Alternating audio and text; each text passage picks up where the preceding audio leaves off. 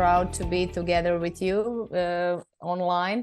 Unfortunately, I have a problem to come in Dubai, so I was very, very sad and disappointed. But unfortunately, the regulars are like that. So first of all, my name is Morana Brkljačić. I know it's very difficult to pronouncing that. I'm coming from Croatia. I'm a medical doctor. I'm a doctor of science, a radiologist, and for 30 years, I'm my scientific way of teaching is medical ethics and bioethics.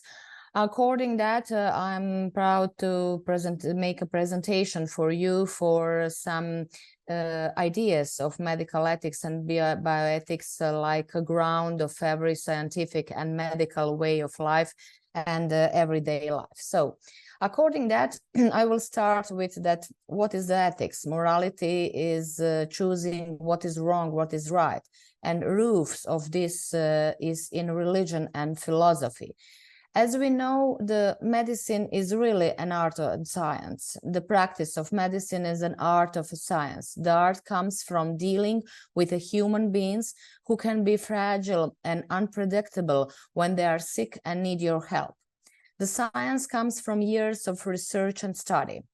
Medical ethics puts the art and science together in practical application to tricky problems. Everyone makes mistakes, but it is possible to learn from medical errors and design our practice so they are caught and fixed before they become serious problems or affect patients.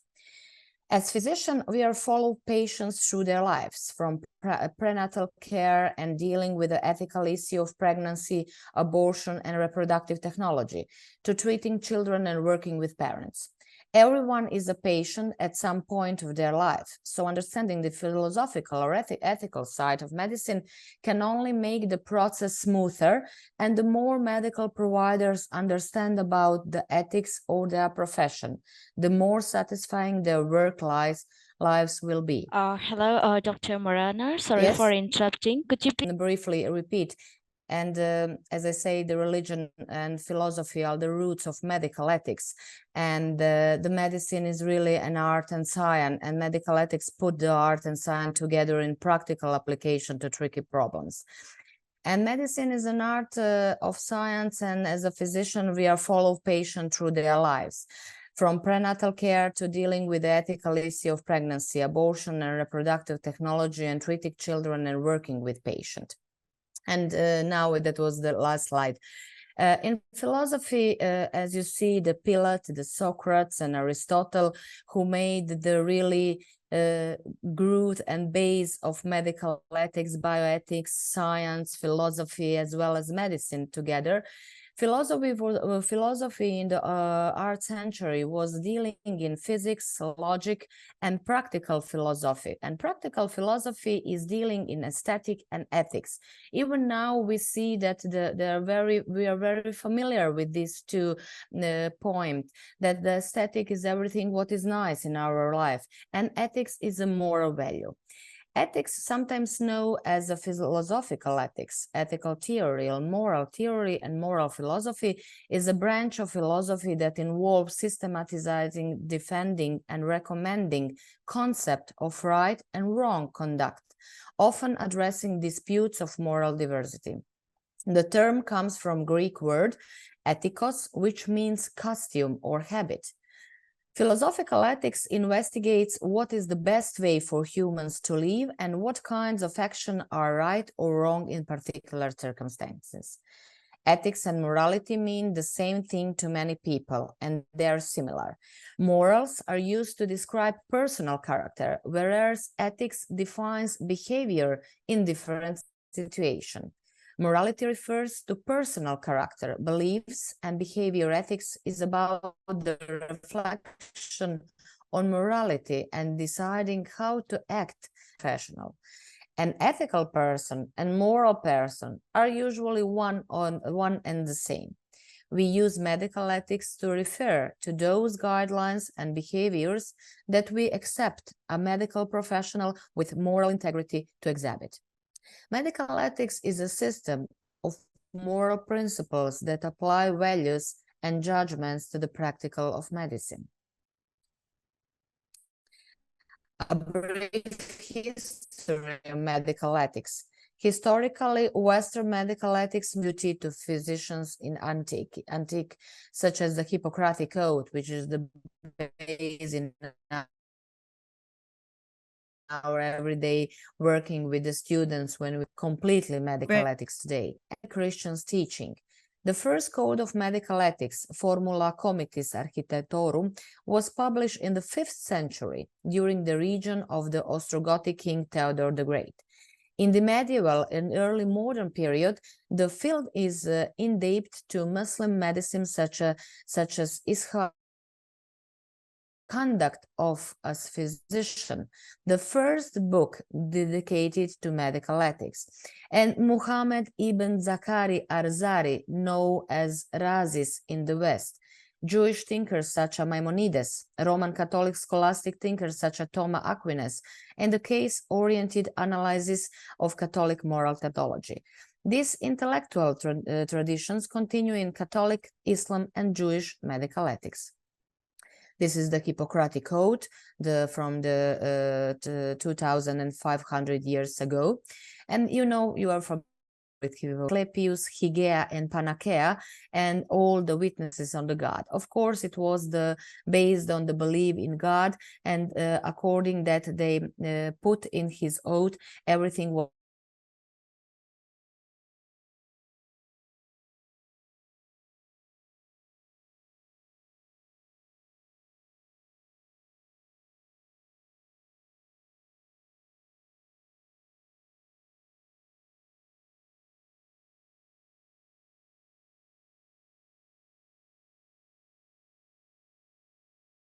own. So, and we move very forward. By the 8th and 19th century, medical ethics emerged as a more self-conscious discourse. In England, Thomas Percival, as the first modern code of medical ethics, he drew up a pamphlet with a code in 1794 and wrote an expanded version in 1803, in which he coined the expression medical ethics and the medical jurisprudence ethics.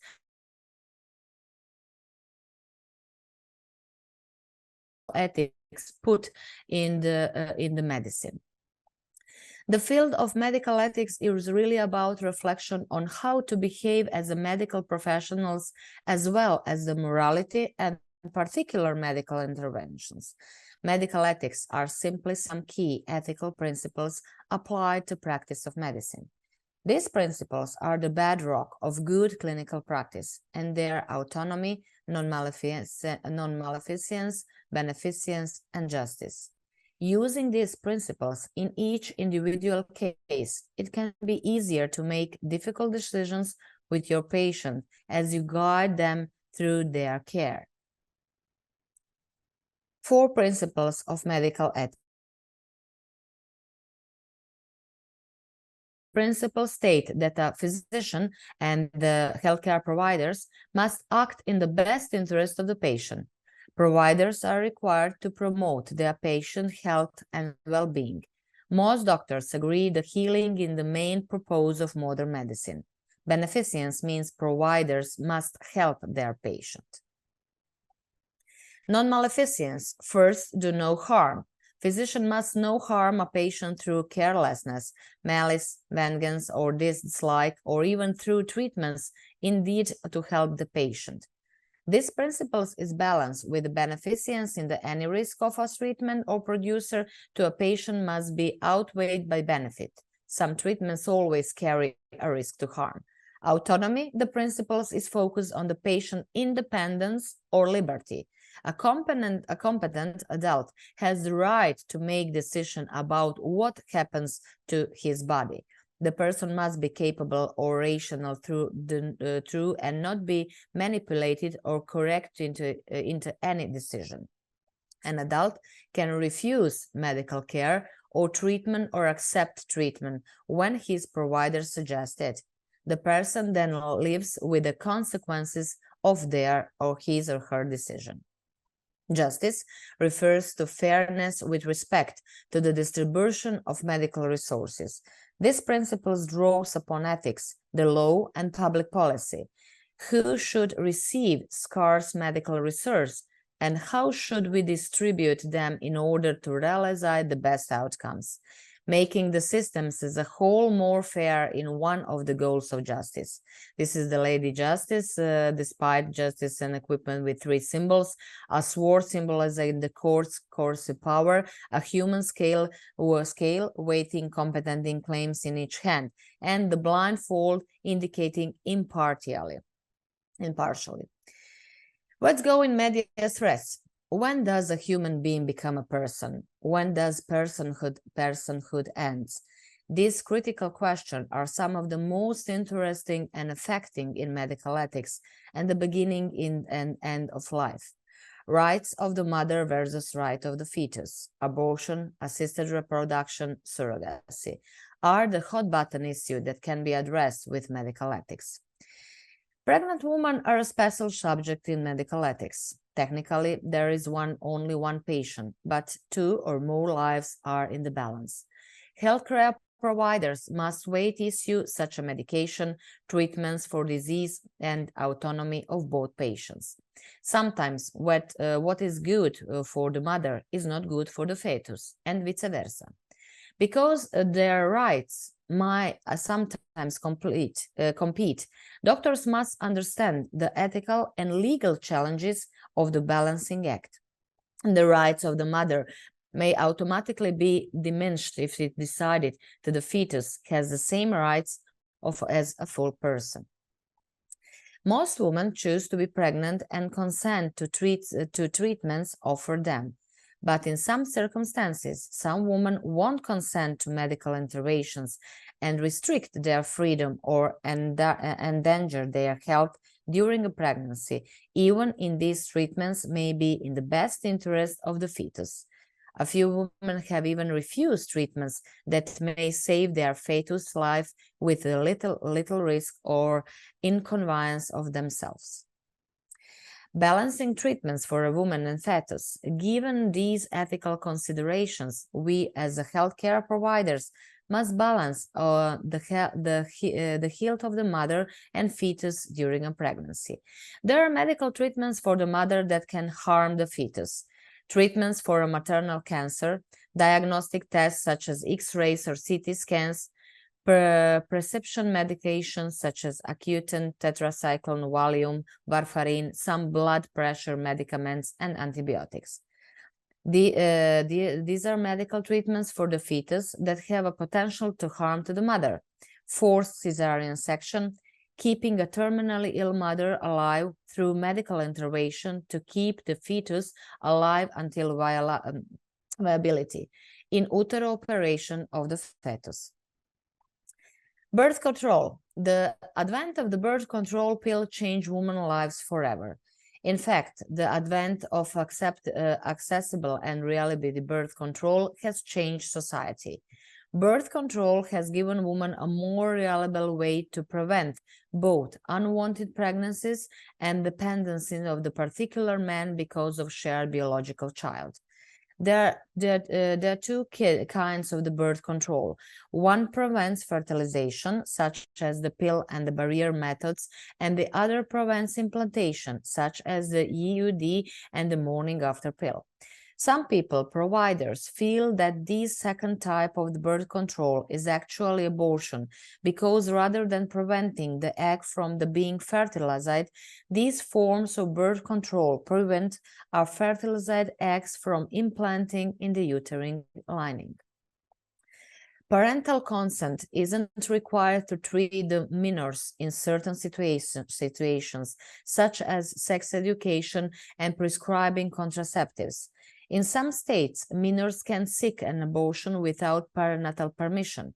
Mature minors or minor children who are old enough to understand the consequences of sexual act can get prescription for birth control and other treatment related to sexuality.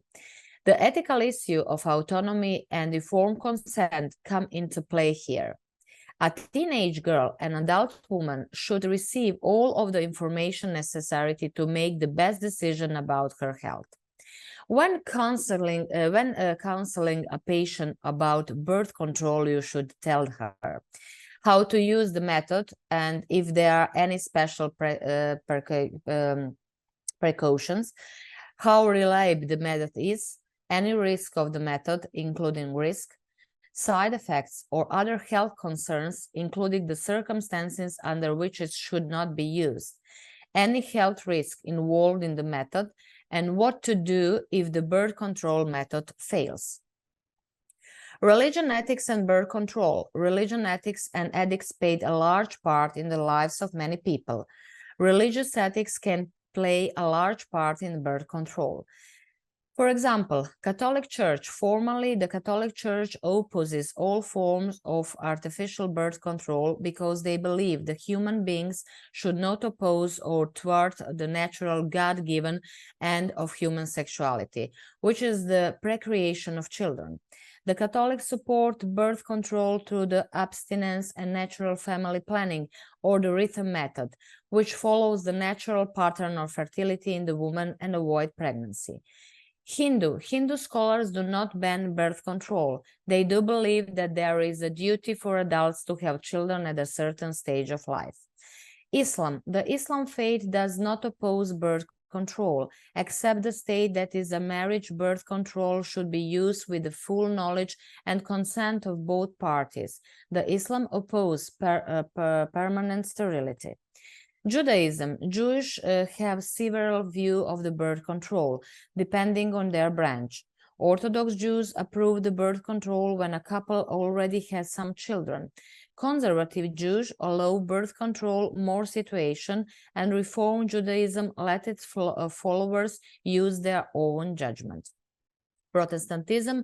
Most liberal Protestants, such as Presbyterians and Anglicans, hold that birth control is entirely acceptable and the matter of personal privacy and conscience between the individual and their God. Some evangelic Protestants disagree with the view. They condemn the type of birth control that works to prevent implantation of the blastocyst, such as the IUD. Some consider that an abortion. Sikhs do not object the birth control, considering in a private matter relevant only to the parties directly involved. According all of this, it is important to remember that religious beliefs about birth control are important to both patients and providers, but your, as a provider's, personal beliefs should not interfere with the patient's rights to the care they want and deserve. Fetal abuse, a very hard word and very specific part of the medicine, is a relatively new area of medicine. This concept goes hand in hand with fetal rights. The idea the fetus should have the same legal rights and protection as children. In other words, under certain conditions, pregnant women could be arrested and charged with fetal abuse. Laws are based on the principles of non-maleficence towards the fetus, but in certain circumstances, the concept "do not harm" to the fetus can infringe on the mother's rights or autonomy. Women's rights advocates do not like trends toward charring mothers who may neglect it or abuse their bodies and therefore their fetuses. Detecting fetal abuse, ethical and legal obligations. Healthcare providers walk a fine line when they suspect fetal abuse, and detecting fetal abuse can be difficult. A mother rarely admits to a behavior that can harm the fetus.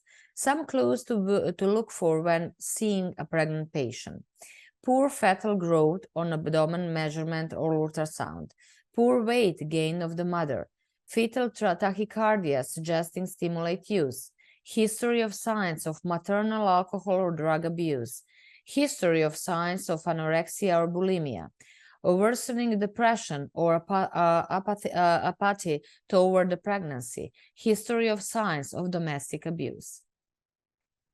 Limiting maternal freedom for the fetal well-being. Limiting the freedom of pregnant woman for the well-being of the fetus as a last resort and should only be treated when there is significant risk to harm to the fetus. The circumstances for this type of action should be very narrowly defined. Courts are more likely to restrict maternal freedom when the fetus is at or very near the point of viability. This issue of brain, that pregnant woman, is also relevant here. If a woman's body is going to be kept alive just so her fetus can develop to the point of viability, certain conditions must be met. They are: the family, preferably to the father of the fetus, should agree. Providers should ask about what the mother would have wanted. There should be a reasonable chance that the fetus will reach viability in a reasonable amount of time. Keeping a brain-dead woman on life support for months is usually inappropriate. The dignity of the woman must be preserved. Each case should be decided individually. Ethical aspect of abortion. There is possibility no more devised subject in medical ethics and medicine at all than abortus. So what do healthcare providers need to know about this issue? Although abortion is one of the most ethically difficult issues, the role of the healthcare providers is relatively simple. As in all other cases, our responsibility is to the patient. The ethical position about abortion vary widely. Providers need to know the ethical stances of each side to provide the best care of their patients. Autonomy, informed consent, beneficence, non-maleficence, and justice all play a part in the debate. How should doctors communicate with women who are wondering about abortion? When it's one abortion, there is no other lives anymore. When does the personhood begin? The question of when personhood begin is crucial to the abortion debate. An abortion stops the development of any embryo into a fetus and fetus in a baby. At what point does a person, with all its inherent rights and privileges, begin? Can we even decide on a point? The establishment of personhood is important for ethical reasons and because of the legal status. A person is legally protected against harm and killing because of their status as a human being. The court chose the end of the first trimester as a point where abortion could be regulated. A very famous book from Professor Asim Kuriak, even my professor, Fetus as a Patient. What and who is a person? There are several definitions of person. Most include some type of interaction with the word. Definition of personhood include a human being who has a conscious awareness of self, a human being regardless of age of mental capacity, a being who can set personal values and goals, a human being who has been born and will die. What and who is a person? Many people use the term potential person to describe the embryo and fetus. The state that because of all DNA and material need to produce a human being exists at the moment of conception, it is ethically wrong to stop this process. This is the stages. And for example, in Croatia, in Europe, as we see before, we can do abortion until 10 week of pregnancy, and even you can see, and in the 28 days and the 13 week, we really see what's happening in human. This is the human. This is the all DNA is in this very small numbers of cells. The complete DNA of the human being is in that. After all, any embryo will become a person who can set values and goals. Some people believe that embryo, a potential person, should have all rights and moral status of a person who has been born. However, at this time, in some countries, a potential person doesn't have the same legal rights as a full person. As soon as you qualify the term person, should the legal standing change? The question is, what rights and status, if any, should be offered to a potential person? According to those in the pro-life movements, we have pro-life movements and pro-choice movement. There's pro-life movements, human life, personhood, beings at conception. They believe that a zygote, an embryo, or a fetus is a tiny little person who has a short-term lease or womb with the heat and hot water. This tiny little person has or deserves the same rights as every other living, breathing, independent person. All of the ethical principles of medicine are relevant to the fetus status of personhood. Under the principles of autonomy, a woman has the right to determine what medical procedures she chooses and refuses.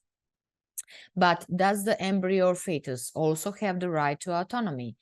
Doctors must do what is the best for the patient under the principles of beneficence. But who is the patient? The pregnant woman or fetus or both? The principles of non-maleficence is important too. When abortion would save the life or health of the mother, refusing to perform it causes harm. But performing an abortion ends fetal development and growth, harming the fetus. And justice, of course, is central to this issue. Whose rights are more important, the woman's or a fetus? Many ethicists have debate the abortion issue of both sides. Some of these arguments are well documented and have been discussed countless times over the years. Pro-life stance and pro-choice stance. Pro-life, a person is classified as a pro-life if they don't believe abortion should be available or demand. This side focuses on the rights and moral status of the embryo and fetus. Pro-life individuals believe that the human life should be valued from conception to natural death. In the most pro-life arguments, personhood begins at conception, and this side believes that any deliberate destruction of human life is ethically wrong. Those on the pro-life side do not think that the destruction of life is ever mitigated by benefits to others. From the pro-life view, any action which destroyed an embryo or fetus kills a person, and that is always wrong. According that, we have understanding the pro-choice stance, the other part. The pro-choice stance is based on autonomy, privacy, and self-determination. This side focuses on the rights and moral status of the mother. The pro-choice side believes that because she bears the burdens of pregnancy, birth, and raising a child, a woman should be able to decide if she wants to let her pregnancy proceed. The pro-choice side argues that this decision belongs to the mother alone and that government has no jurisdiction on this issue. This side believes that an embryo or fetus gradually attains moral standing and legal rights as it develops, but doesn't have them from the moment of conception and during the first few months of gestational development. In the understanding the pro-choice stance, the Judith Jarish Thompson said, I propose then that the fetus is a person from the moment of conception.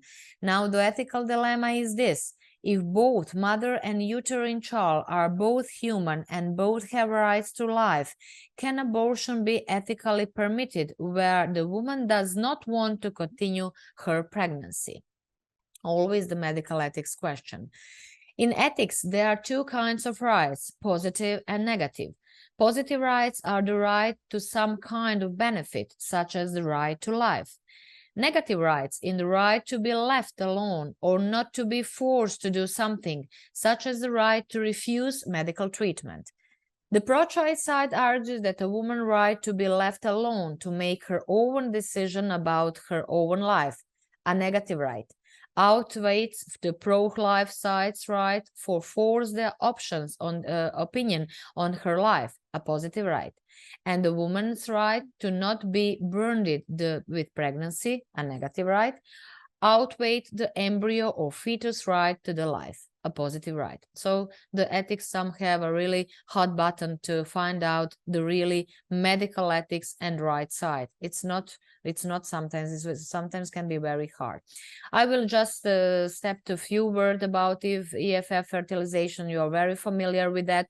So as I said, in vitro fertilization is a complex series of procedures used to help with fertility or prevent genetic problems and assist with the concept of the child. I just want to mention topics for discussion. Is there a difference between being human and being a person?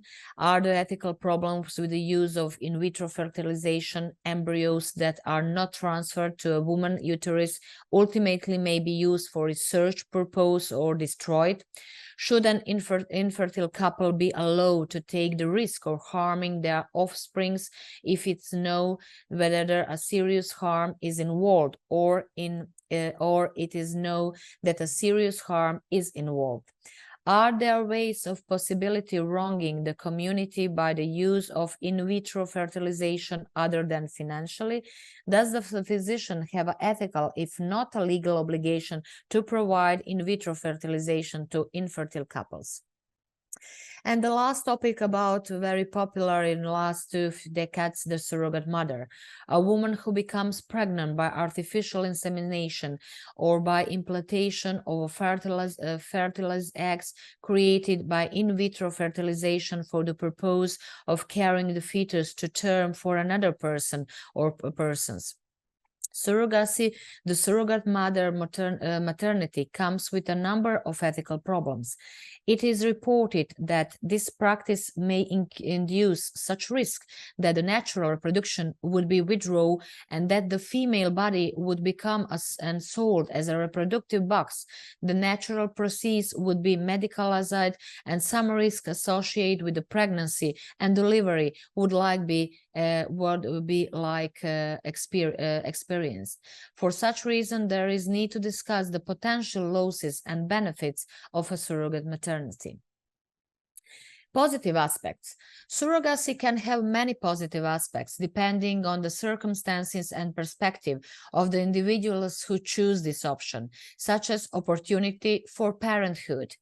For couples or individuals facing medical or biological difficulties that prevent them from carrying a child on their own, surrogacy can provide an opportunity for parenthood. It can be a source of great joy and happiness for these people. Safety and care for the child. Surrogacy allows couples to be involved in the pregnancy process and care for the child from the very beginning. It can monitor the pregnancy, can present the ultrasound, participate in the medical examination, and be there for the child through the process. Relationship with the surrogate mother. For some couples or individuals, a surrogate mother can become an important person in their life. One can develop a special bond and appreciation for the surrogate mother can help them realize the dream of parenthood. This relationship can be a source of deep gratitude and mutual support. And potential negative aspects. Surrogacy in which another woman carries and gives birth to a child for a couple or individual who is unable to carry a child can also have important negative aspects. It is important to understand that these aspects are not always present and may vary depending on a specific circumstances and agreements between all parties involved. Here are some potential negative aspects of surrogacy. Ethical and moral issue. Surrogacy can raise many ethical and moral issues, like the exploitation of a woman's body, human trafficking, or a child's right to know his biological mother. These questions are complex and can provoke deep debates. Emotional and physiological challenges for the parties involved. Surrogacy can be emotionally challenging for the parties involved. A surrogate mother may face a sense of separation from the child she was carrying, and biological parents can face anxiety and fear during pregnancy and the surrogacy process. Also, there are potential challenges for a child born through surrogacy, especially when it comes to issue or identity and belonging. Legal issue. The legal regulation of surrogacy varies,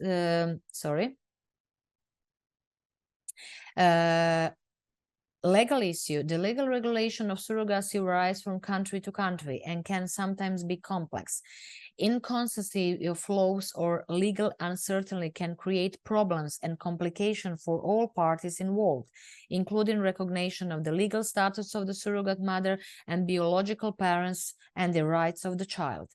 Financial costs. Surrogacy can be extremely expensive, including cost of medical procedures, surrogate mother compensation, legal fees, travel, and other related expenses. These financial aspects can be a barrier for couples or individuals who want to use surrogacy. It is important to note that although surrogacy can bring joy, happiness, and make dreams come true from couples or individuals who can unable to have a child in traditional way, however, it is important to carefully consider all aspects, including the negative ones. In any case, it is necessary to think carefully before taking such a step. Talk to your partner and experts to be sure of your decision.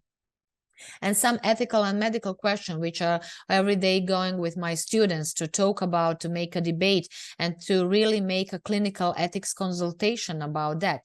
Is the female body sold? According to opinions opposite to the surrogate maternity practice, it means sealing the female body. The surrogacy is compared, sorry to say, to the prostitution in the literary, whereby the women are claimed to sell their uteri and forgive the control of their own body. Are the women going to be breeding boxes? Is the female body medicalized? Are the surrogating mother prone to the risk associated with the pregnancy and delivery? Does the surrogating mother lose her autonomy? We really need to be the thinker. As Auguste Rodin, the very famous in bronze sculpture, made the thinker. I think that the everyday medicine and everybody are the see that what's happened in the new medicine and which the really new ethical boxes start to be open. We should in the future be really like this bronze sculpture from Auguste Rodin, from the thinker. We really have to be care about what is wrong, what is good, what is we have to do, what is our duty, what we have to do as doctors, as a healthcare providers, as a human being. I really thank you for all of you for listening to me, to have a time for me. I'm sending you a greetings from Croatia, from my born city, Rijeka, and I hope that lots of you, if even you don't know where Croatia is, the text of our football player, you are start to be familiar. I send you a greetings from Croatia and thank you very much for your attention.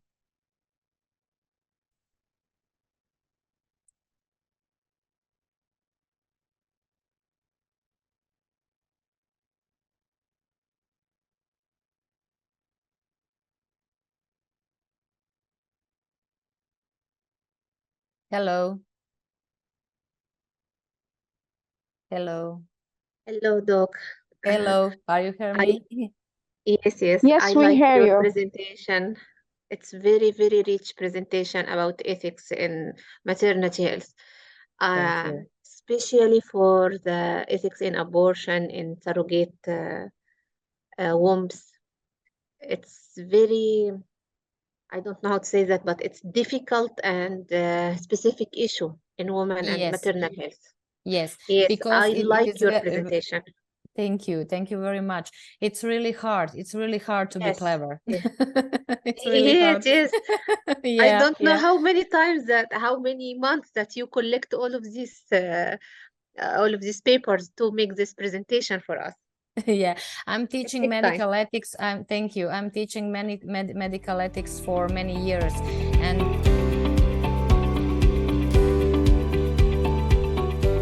impact the anthropometry size of the baby at birth.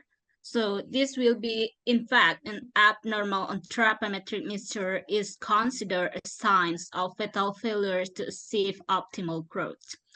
Failure of birth in fetus will be affected in three in three factors. First is brain development. It will be in fact decreases cognitive abilities.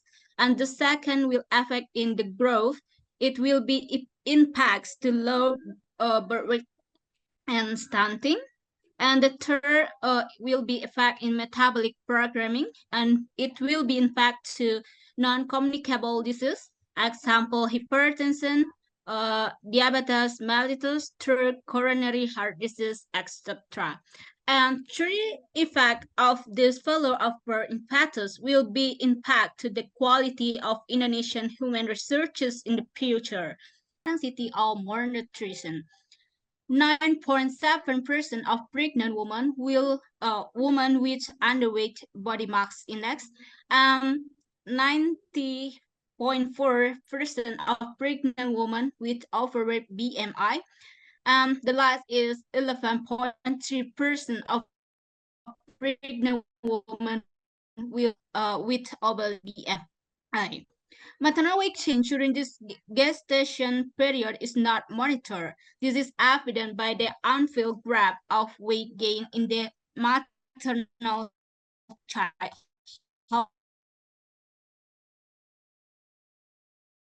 book for pregnant person of pregnant women in Padang City experiencing malnutrition when entered the early period of pregnancy and weight gain during pregnancy is not monitored, so that the risk of adverse outcome.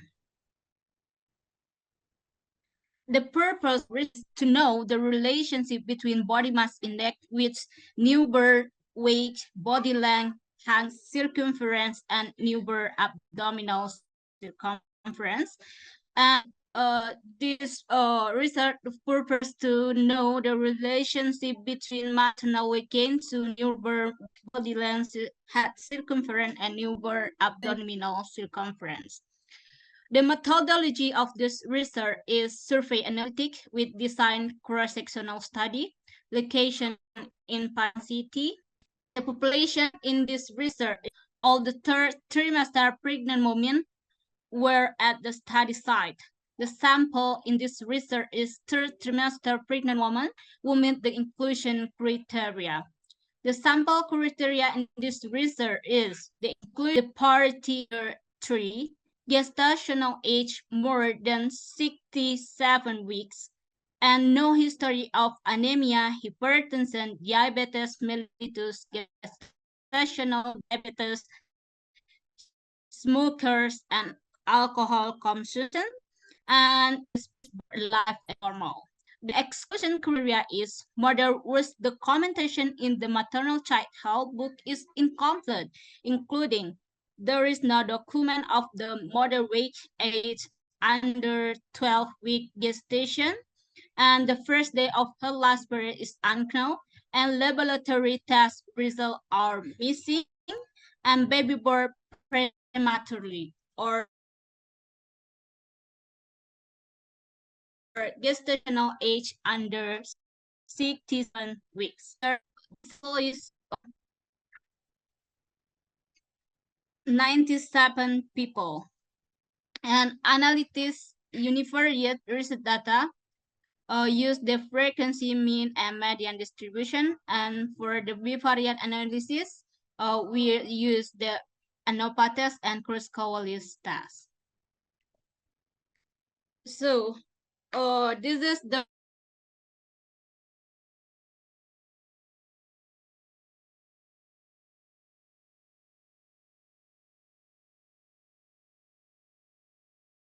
result.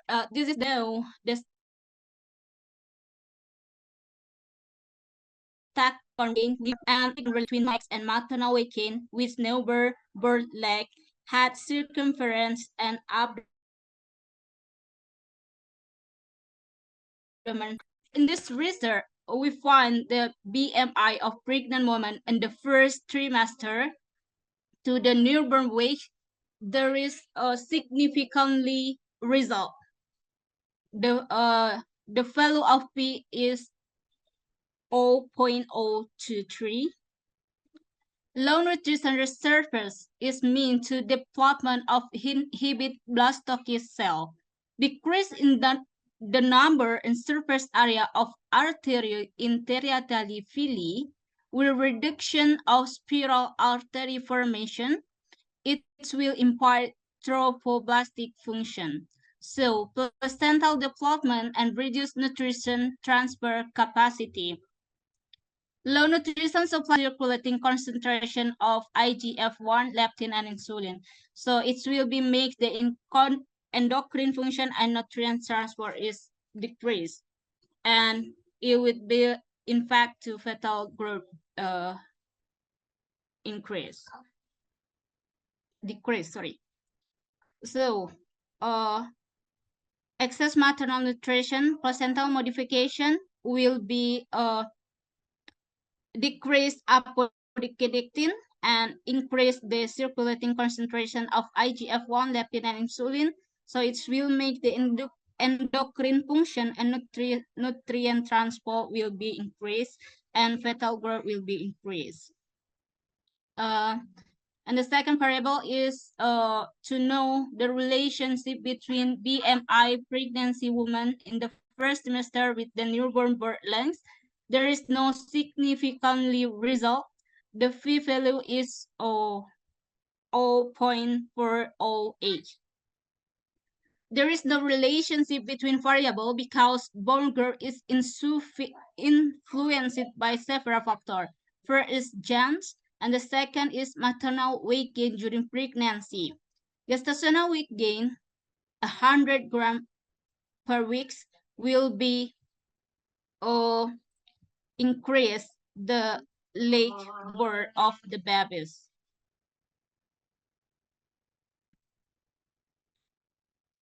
And then the relationship between BMI pregnant woman in the first trimester with head circumference of newborn, the result is there is no significantly result.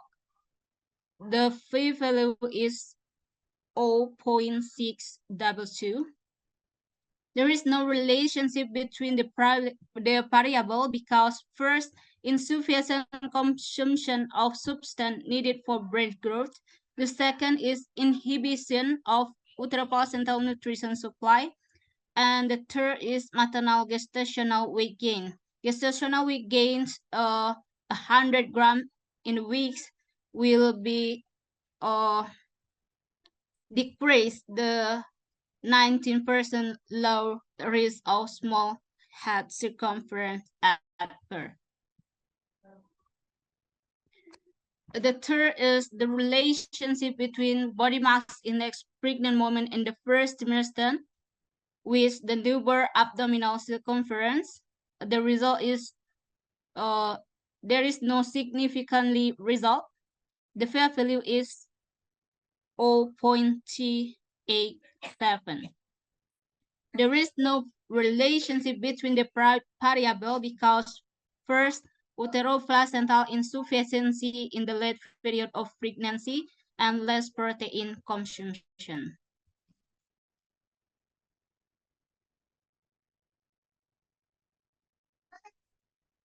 And then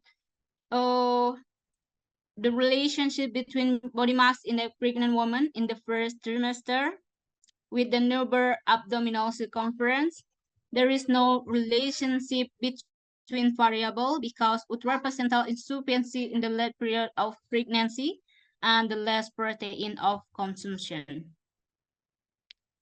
And the next variable is maternal weight gain with newborn weight. In the statistically, the meaning there is significantly result between maternal weight gain and newborn weight.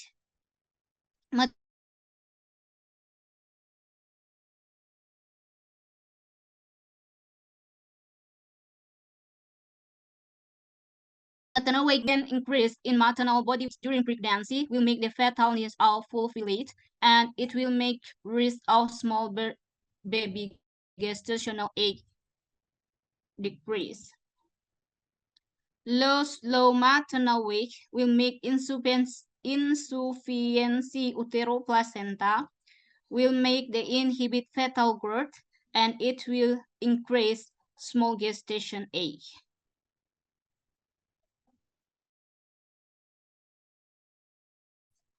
And the next variable is maternal weight gain with newborn leg, and there is no relationship between the variable.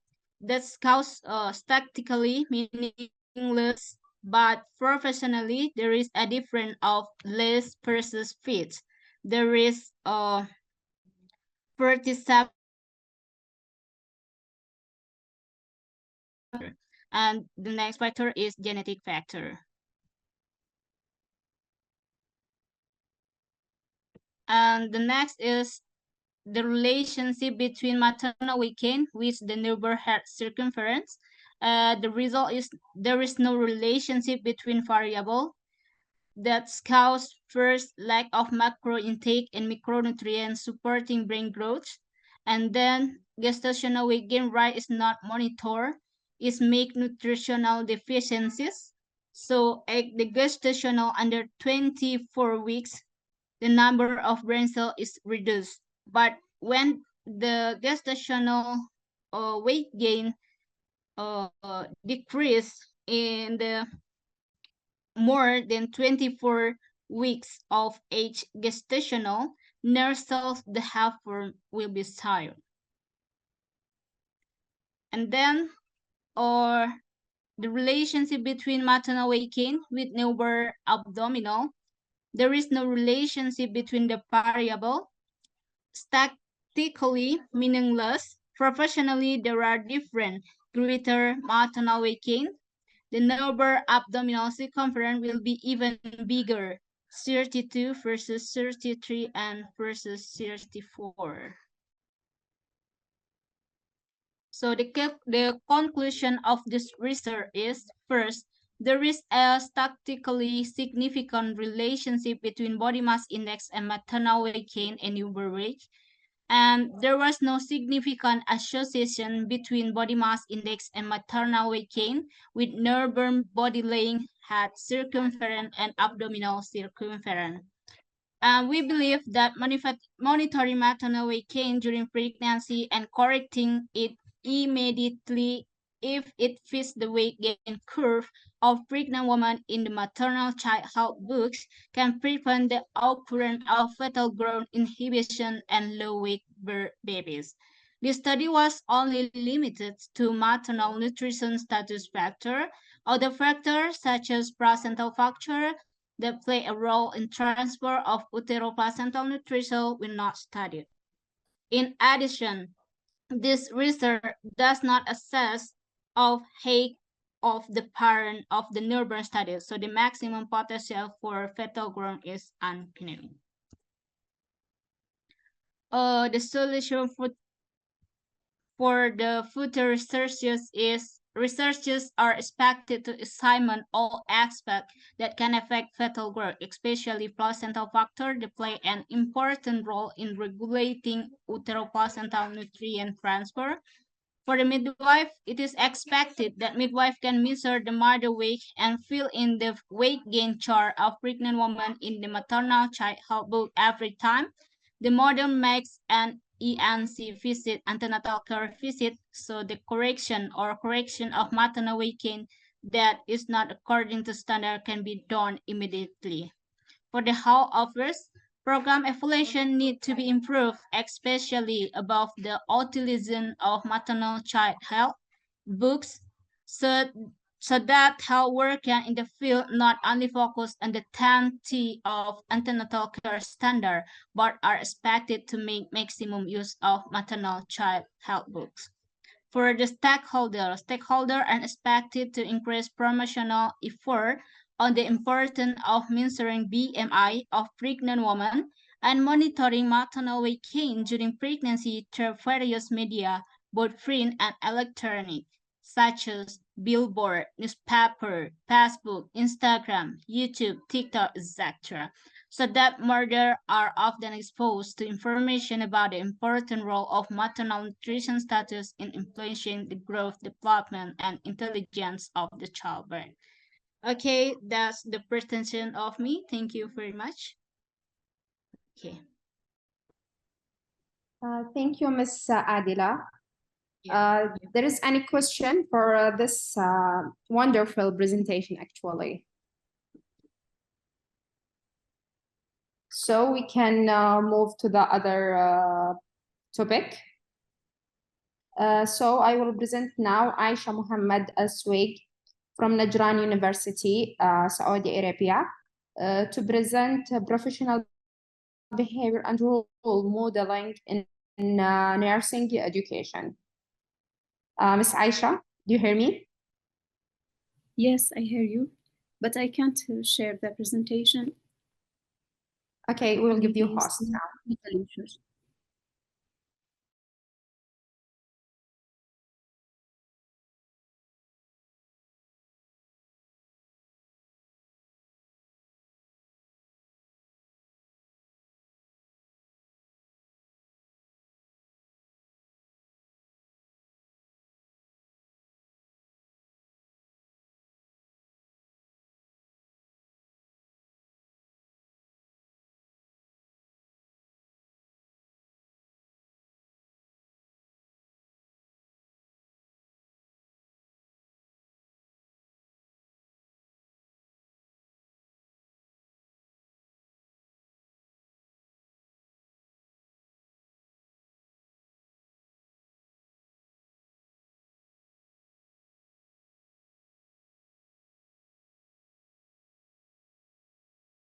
Sorry, I can't share the presentation. I don't know what's the problem.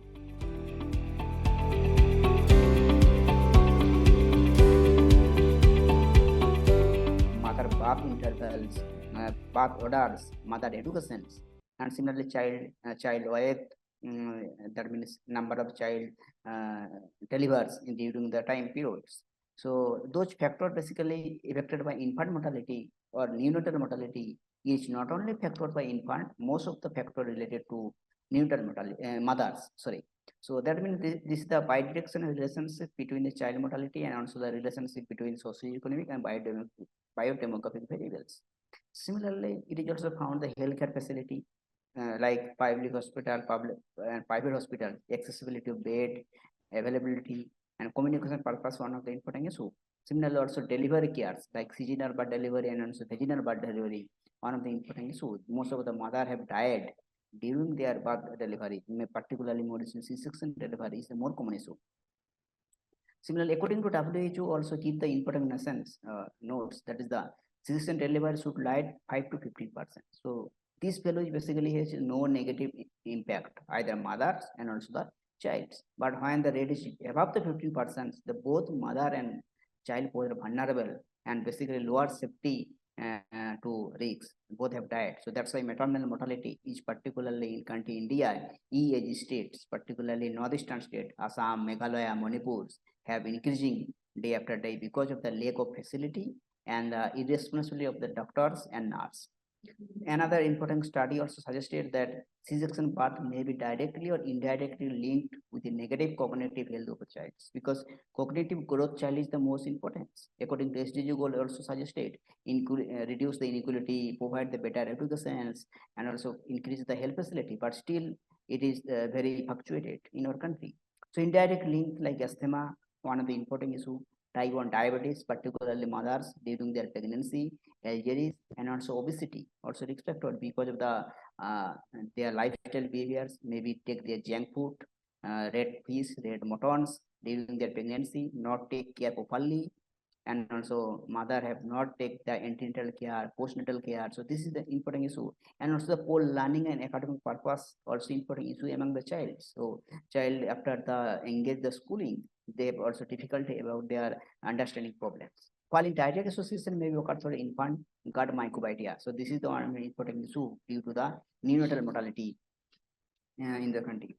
So if we look the facial variation of C-section birth, this is also very diversity. For example, that in developing countries, Ghana, they have reported in 2003 to 2014, it has increased 3 to 23%. So that is the one of the important very issue. According to WHO, it should be like 5 to 15%, but now it is also increased. Similarly, Iran contributed 40%, and China also 34.9%. But And contribution of the more higher in the Virgins, and it is more close in the private sector. It is very close to 90%, because doctor in private sector, particularly doctor do not prefer the normal birth delivery. They always want to the C-section delivery. It may be the some economic purposes, some type of obstetric labors, or also the household decision making behaviors among the women. For our country like India, it is still increasing according to NFHS 5 report, 8.5 to 7.2. But now NFHS 5 already arrived, so it may be cross the 20%. So this is the facial variation of the C-section birth. That means it is increasing day after day. Similarly, it is also increased by the woman decision making variants. In earlier times, women want to normal birth delivery, but now it is, they want to C-section delivery. Similarly, this because of the fertility rate also be decline because of the C-section delivery. Generally, according to medical perspectives, at least one woman should be given by C-section, at least 2 or maximum 3, not more than. So this is one of the important issue for decline the fertility in particular country. So that's why my objectives of the topic, to impact of the childhood due to different section of the birth in delivery India. So it is considered both vaginal delivery and also cesarean delivery or C-section delivery. Now I have used the data, that is the National Family Health Survey NFHS 5, which is the covered by IAPS, International Institute by Population Science, under the governance of Ministry of Family Welfare. So obviously this is one of the important demographic survey. It is covered the both fertility, mortality, nutrition, family health care, contraceptive use, and other type of health care utilizations. So fulfill in my objectives.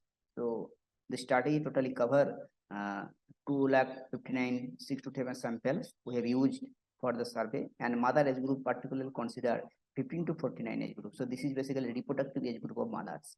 That means this mother is most highest number of birth will be delivered, because after the 49 menopause occurs, so birth rate have declined. So that's why I have exclude those have after the 49 and those have below the 15s. So consider the variable perspective. So our more variable, one is the outcome variables and also experience variables. So in my topics or objective, that is the child growth.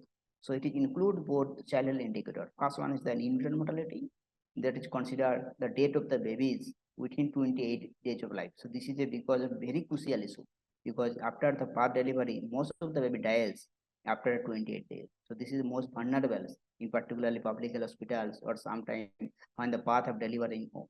Similarly, another important issue, that is the infant mortality, death before of child visiting their first birthday, celebrating their first birthday. So this is also higher as compared to the under 5 mortality.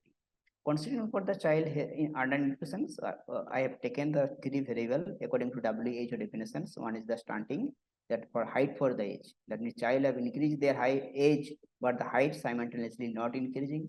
Similarly, wasting, height for the weight.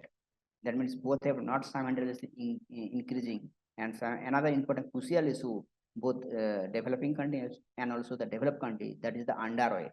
That means child increase their age and height have weight is not increasing. So that's why this important issue is more crucial for increasing the number of child mortality, particularly in our country. Similarly, anemia purpose, we have taken the hemoglobin levels. So hemoglobin level particularly below 110 milligram levels. So this is basically the dependent variables in our study.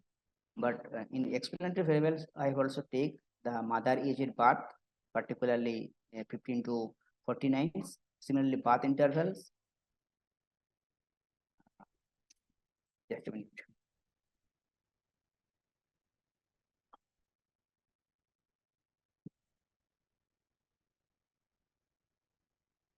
Sorry. Similarly, also the birth interval, particularly number of birth given in particular day of interval. So it's more than 24 months and less than 24 months. And also birth order, number of birth of mothers given, it may be 1, 2, 3 or more than 3.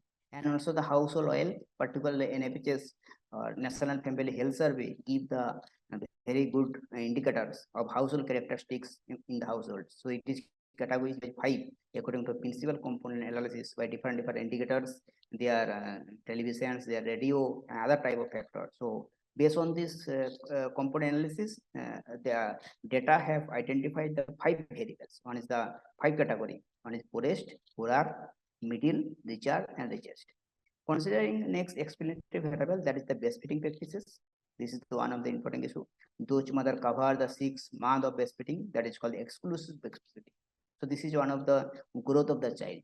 Those mother cover the highest month of breastfeeding, the cognitive development and also child growth is proper as compared to those who have not covered the at least 6 months of breastfeeding practices. And then another important, this is the most important in our objective, that is the place of delivery. So we have divided the health facility 2 types. One is the private health and the private health facility, public and private health. Now, for the statistical analysis, so life table technique is developed for the identify the infant mortality and also the neonatal mortality, because life table is the best procedure to calculate district regressions used.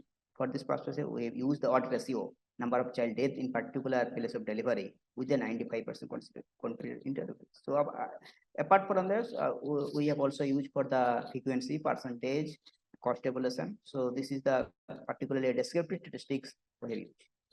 Coming to the for result sections, so this is the important issue for the number of birth in different hospitals according to the mother age of birth. So it is also found that the C-section birth delivery have lower as compared to normal birth delivery, but it is also found the diversity with a mother age group. So those mother have below 15 to 19, the C-section birth delivery is lower as compared to the 30 plus. So it may be because of the immaturity mothers, because in our nations have government increased the age of marriage 18 to 21 years of the. In earlier time, it is the 18 years. Recently, 2020, government declined. So this is the one of the important issue that most of the mother have died during the operation table or during their pregnancy. So because of the below age of mothers. So that's why, and these mother when go to the C-sections, it is also very risky. So that's why most of the those particularly 15 to 19 age groups, most of mother deliver their birth by the normal delivery. Similarly, also important the normal birth delivered by the birth intervals. So generally, those mothers have given birth more than 2 years, then she have more preferred to the C-section delivery. But so percentage also found that both have negligible difference, normal birth and C-section delivery. So, but C-section delivery also increase the birth interval. So because it is it also take time to maturity of the mothers, so recovery of the mothers. So after the first birth delivery by C-section, then take to another 24 months or 36 months recovers. Then she again produced by the C-section delivery. Otherwise, less than 24 month interval is very risky. So that's why they fluctuated between the normal birth and the cesarean birth delivery or C-section delivery. Similarly, also the place of residence. This is one of the important issue by the health facility, because of the it is also figure found that the C-section path is 35% and urban is the 42%. So obviously the C-section part delivery is more higher in the urban area because of the accessibility, health facility in this area, and normal birth delivery is more higher in the public, also the public hospitals. There is a 90% to 84%. Public hospital also the C-section delivery also used, but when mother have a very severe issue, that means when difficulty of laboring problems and difficulty of obstetric problem, then doctor prefer to the public hospital to the cesarean delivery. Otherwise, the always they prefer the normal birth delivery. So that is the sometimes also household wild quintile and women decision making behaviors also varies, because some of the women do not want to the C-section delivery, so there's most of the people the normal birth delivery. Similarly, in private health sectors, highest number of money need to the pay for the C-section delivery. This is not possible. Those are belong to the low socioeconomic family or low economic background family. So that is basically the out-of-pocket expenditure barriers also define the number of birth delivery in different places of delivery. Similarly, this is another interesting found that I have already told that the household characteristics, how to define the normal birth and seasonal birth delivery. So it is also found that seasonal birth delivery have increasing 10 from the increasing the oil quintile. From poorest value is very low, while the highest is the very, those are basically belong to higher economic family, the higher level of CRN part. While the normal but delivery, it is a decline. That means same thing. Richest people also be sometimes they also prefer the normal poorest people prefer the normal birth delivery as compared to the richest people. So this is because of the household characteristics define their birth deliveries. In earlier time, this type of facility is not there. So doctor decide, but now household all have decided because of the economic powers of the family and sometimes also economic opportunity in the health facility. Now consider the main important objective impact of the birth delivery and mortality.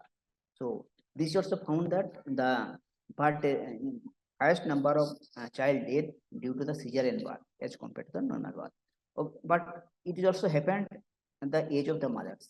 When the mother given birth age group 15 to 19, then both have child, both mother and child both are vulnerable to risky, and that's why normal birth delivery and also C-section birth delivery both have higher those mother who had given birth in age group 15 to 19 as compared to those of 30. So a value is the 28 for the C-sections, normal birth for the 61. And similarly, those have given birth at age group 30, that is the 21 and 27. Although there is a negligible difference between the cesarean birth and normal birth, but obviously mother aged birth totally define the mortality in the child. Similarly, another important issue that the mother birth orders. So those mother given the highest number of birth orders and have the higher mortality. So because it reduce the immunity part. So it is also found those mother given more than 3 birth by cesarean delivery, which is very vulnerable risky, and most of the mother have died during this sections. Similar normal birth also, although value is very less as compared to cesarean delivery. So private hospital also the same features 37 to 27. So that means birth order also significant issue in the mortality of the child. Now consider the child growth. We have already taken the three variables: stunting, wasting, and underweight. So an anemia, particularly less than 100 gram hemoglobin levels, and breastfeeding practices, and poor the breastfeeding practices. Division of breastfeeding particularly divided two types. One is the exclusive breastfeeding. Those mothers cover more than 6 months, and another less than exclusive breastfeeding. And similarly, poor the breastfeeding, division of the times. So that means C-section delivery a very those mother given by the C-section birth. So it's basically the course of breastfeeding is very delay time. So onset of breastfeeding is take times. While the stunting, underweight, wasting also very high in C-section birth delivery. When the 40%, and for the stunting, wasting for 21%, underweight 36%. While the normal birth delivery is 3%.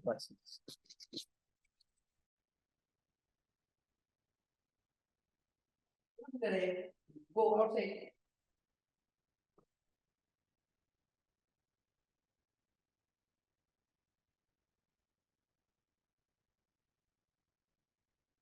Sorry, some student came. And similarly, the duration of breastfeeding also factors increasing the birth deliveries. This is for the WHO standard definitions of the boys and girls.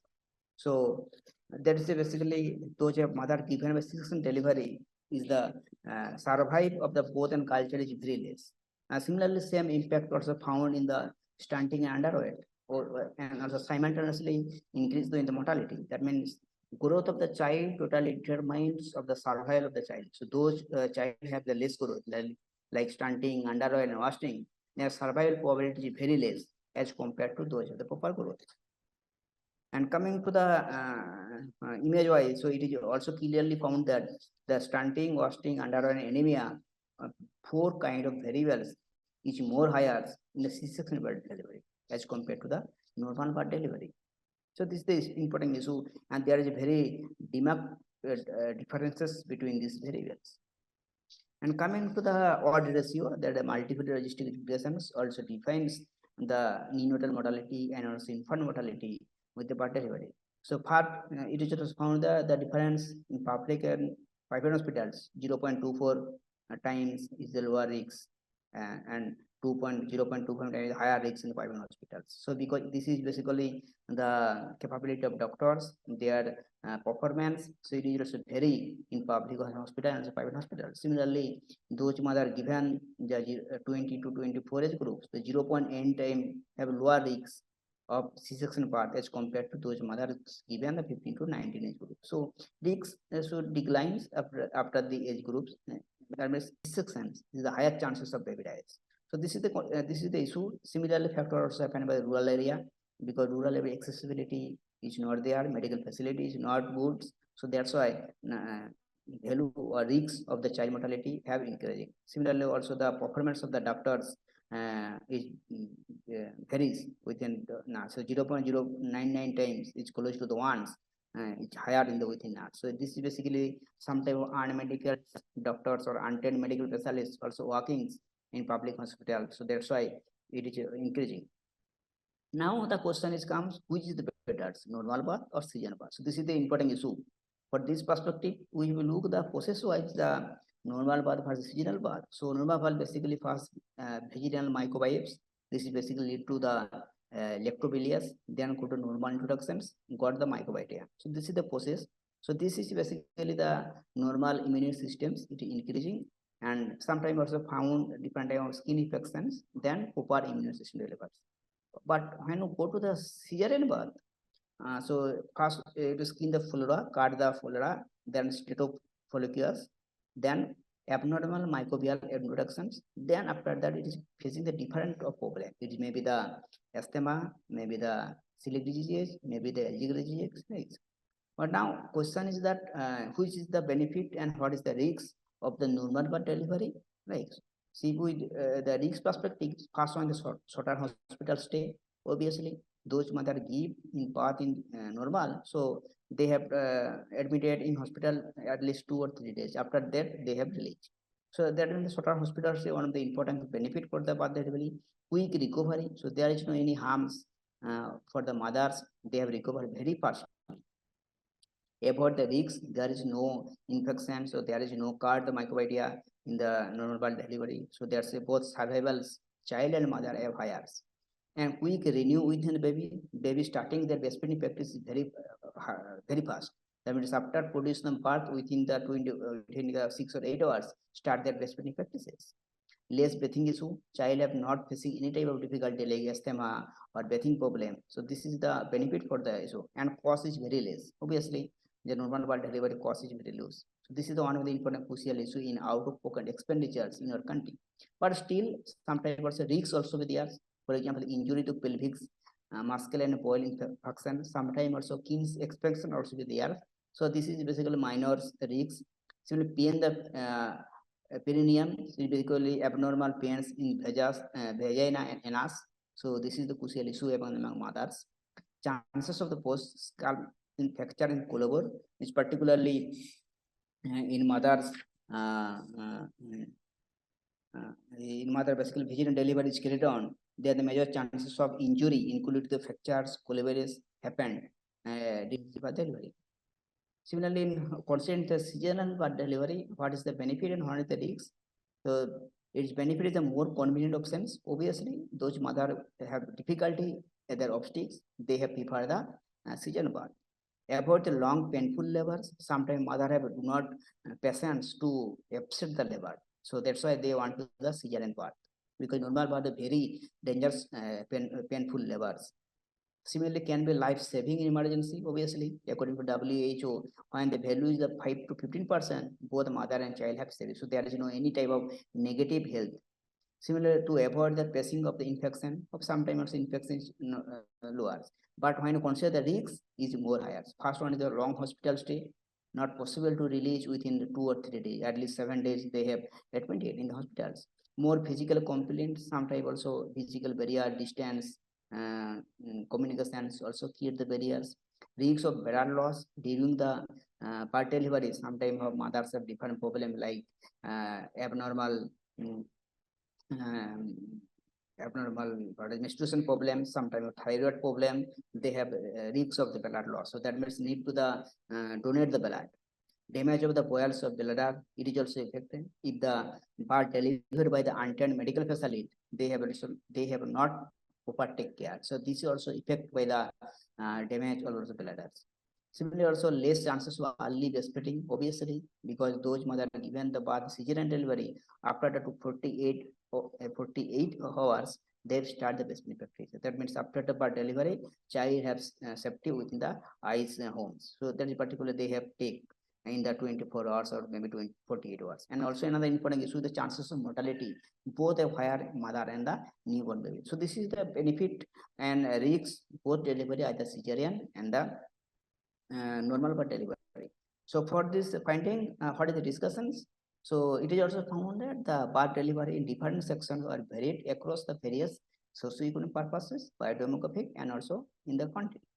Women from the richest household characteristics is more prefer the cesarean birth, and those from the poorest household. So this is because of the economic characteristics to define the decision-making behaviors within the birth delivery.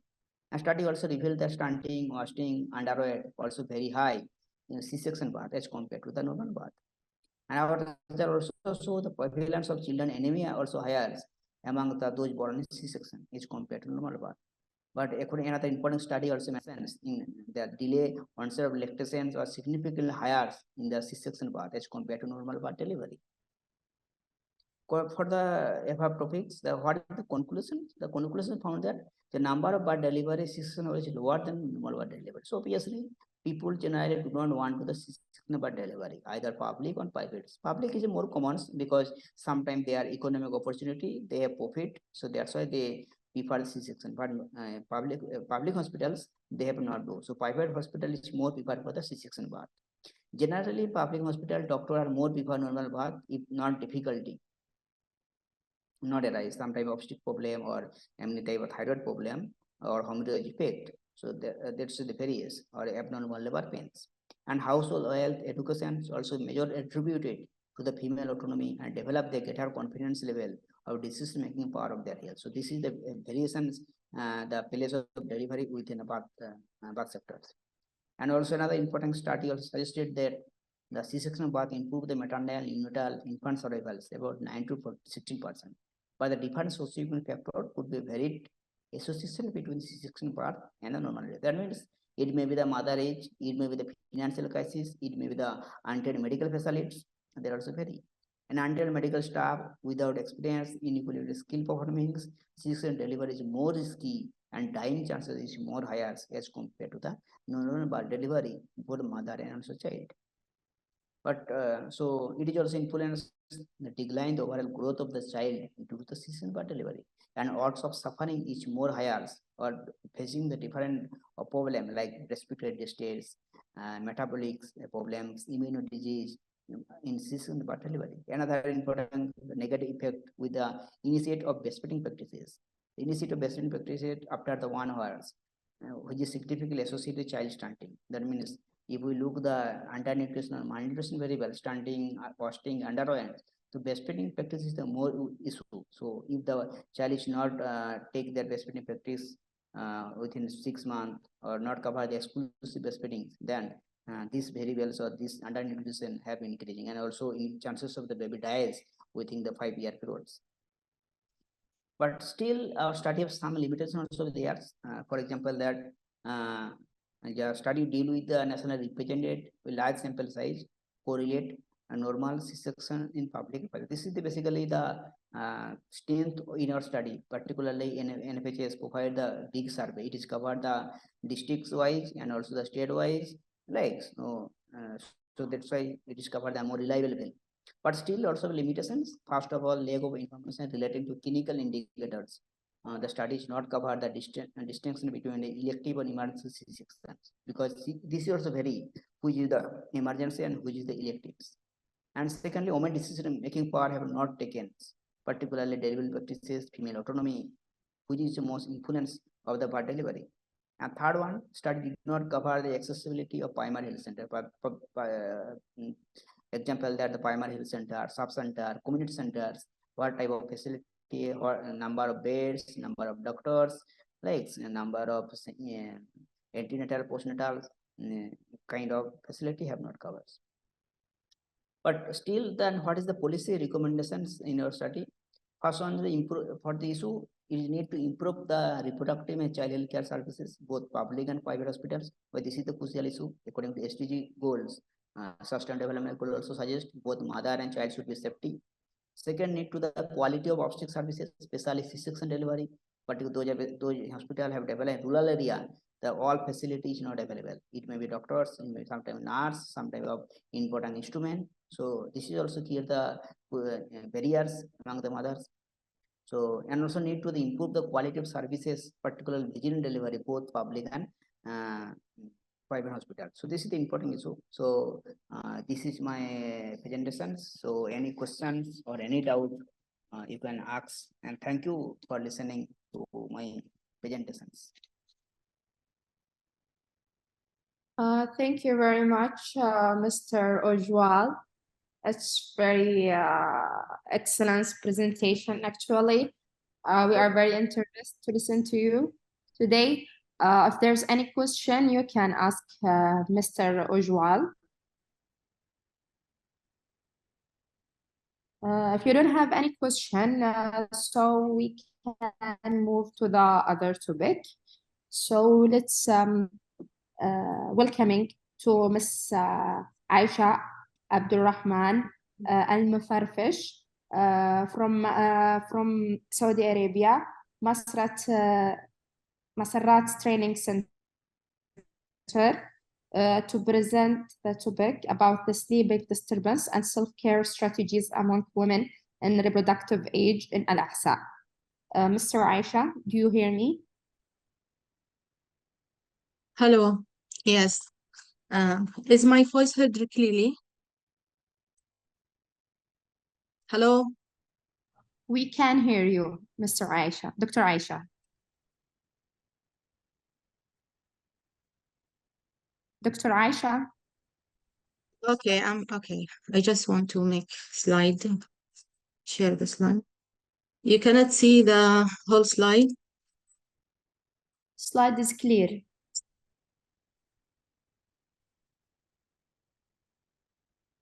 Yes, okay.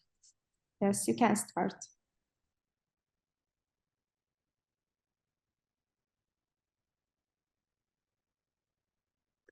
Okay, good afternoon, everyone. I extend a warm welcome to all of you and express my gratitude for your support by providing me the opportunity to participate.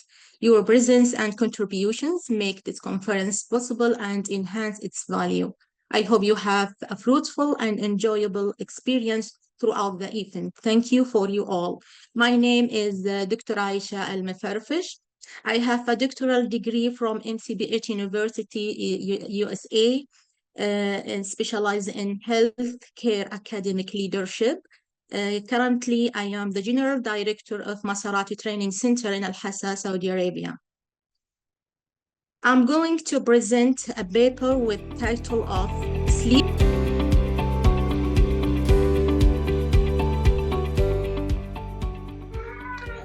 So a study done in Uganda in a Midwestern region showed facility-based cesarean rates at 25%. So this exceeds the WHO recommended cesarean section rates of 10-15%. The right to choose the desired mode of delivery is actually very crucial component of compassionate and respectful maternity care in an effort to address the trend. In an effort to address the trend in cesarean section deliveries, this study sought to investigate the choice of mode of delivery and associated factors among pregnant women with one previous scar. The gap here, there is an increasing trend in cesarean sections in Uganda, and the cesarean rates for live births at facilities increased from 8.5 to 11% in 2016. And complications of CS cesarean section results in increased maternal and infant morbidity and mortality and increased complications for subsequent deliveries. So this is a burden to the already overstretched health systems in terms of cost and health complications. This raises questions about the appropriateness of CS that may not be medically required.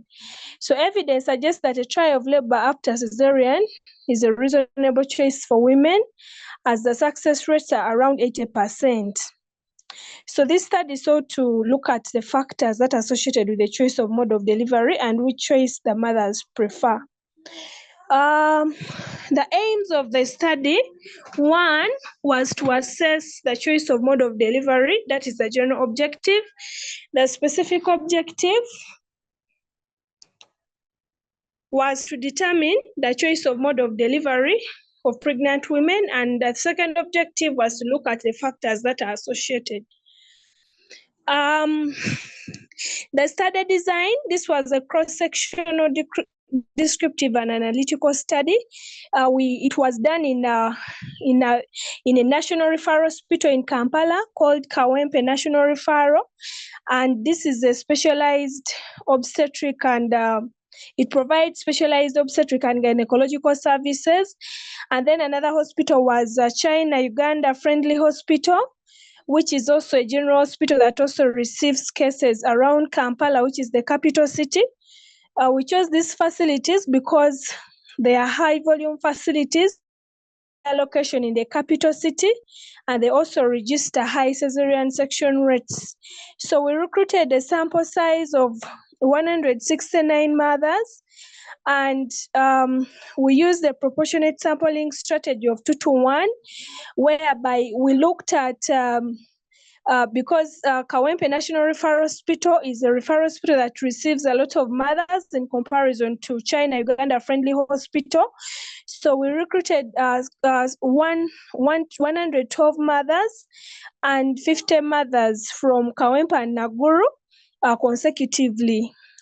We only included pregnant women who had one previous cesarean section with non-recurring indications for cesarean section, and then we excluded mothers who had 2-year interpregnancy intervals and the ones who had pregnancy complications. So we excluded the ones with 2-year pregnancy intervals because they don't actually qualify for a trial of labor.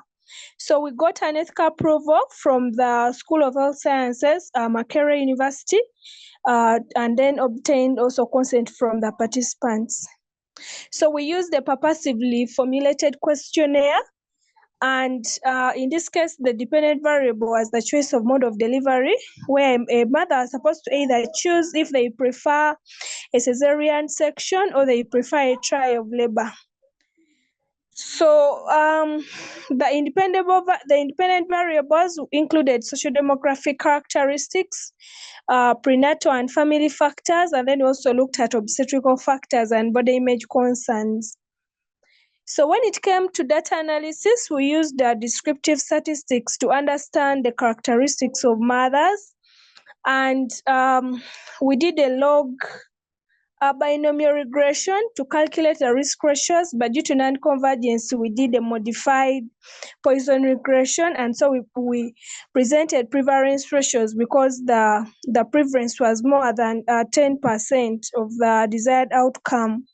So the factors that had good prevalence ratios at bivariate analysis and had a threshold of less than 0.2 with scientific plausibility were taken from multivariate analysis using a modified Poisson regression. So these are the results. We looked at socio-demographics characteristics of participants, and then we looked at age. We looked at the residence, whether someone was coming from the rural or they were coming from the urban area. We also looked at the level of education, and then also looked at employment status, among other variables. So we found out that a majority of our mothers were in the age range of 25 to 24 to 34. And then we looked at a majority of them were coming from urban areas. And then most of them,